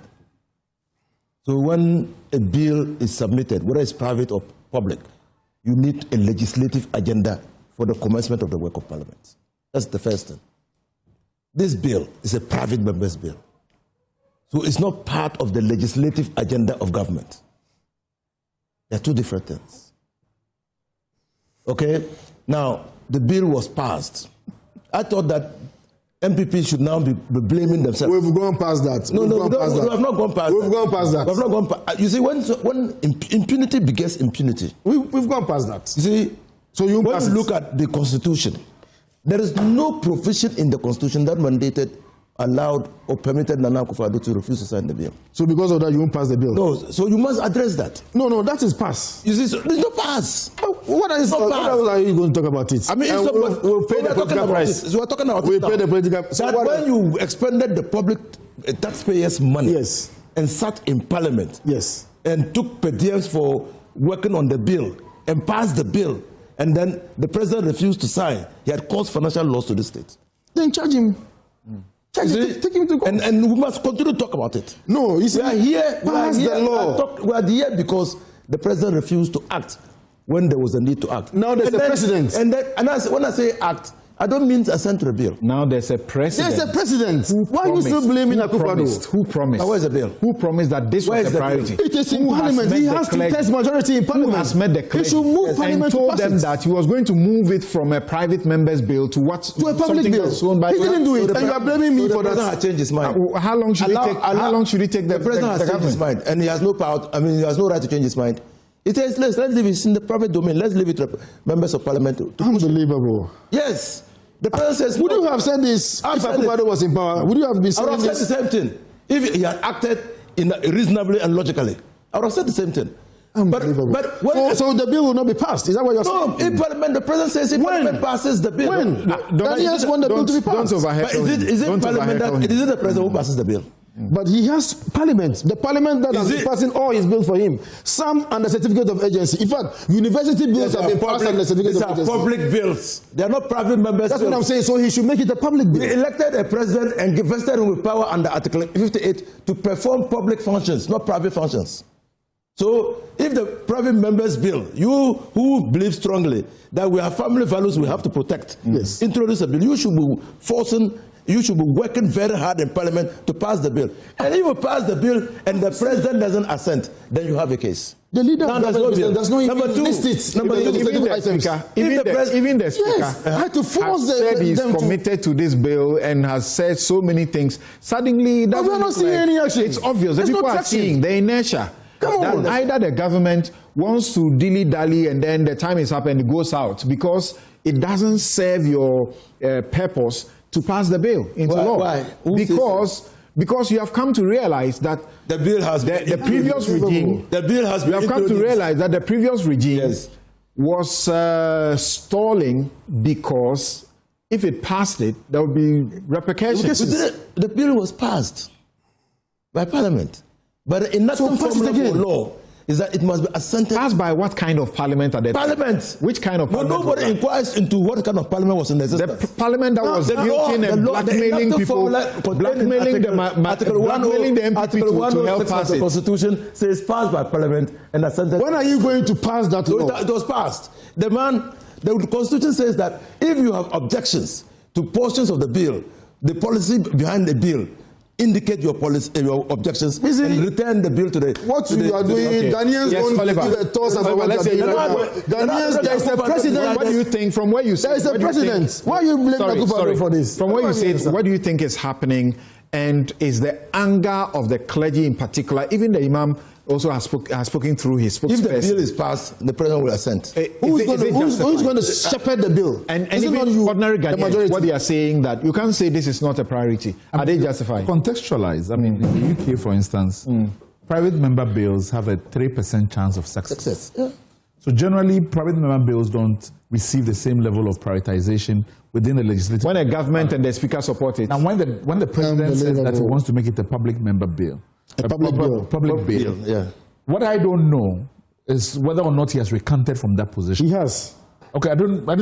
That's what he's saying. Don't be interjecting. But he said that the president has a right to change his mind. Just 2 minutes, please. Sorry. I don't know whether they have changed their position. All right. I understand the sentiment around why the government wants to take it up, and I do believe that on a matter like this, it is better the government takes it up to give broader consideration to some of the issues why in the past the former government refused to sign it and why there seems to be a bit of dilly-dally.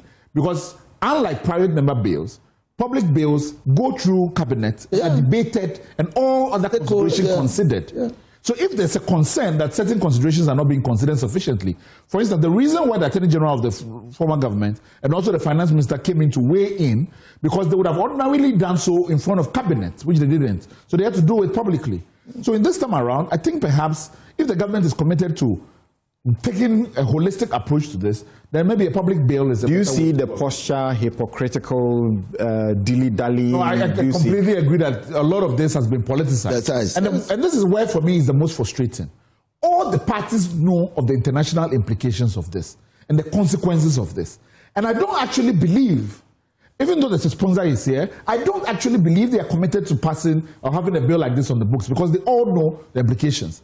What they are both deriving value from, and the NDC did it to great effect. And so the MPP is entitled to do the same, is the politicization of it, knowing that you're exposing the presidency and executive to a particular risk and not caring, because the politics must politics. That, for me, is where the issue is. But then again, you made your bed, you must lie in it. And that's for me where I was still on that. All right, thank you very much. I think this is about all that time will allow us for this session of Newsfile. And I've got stellar guests who have helped us in this discussion. Before I reintroduce them to you, tomorrow at 2 p.m., join me on my favorite show.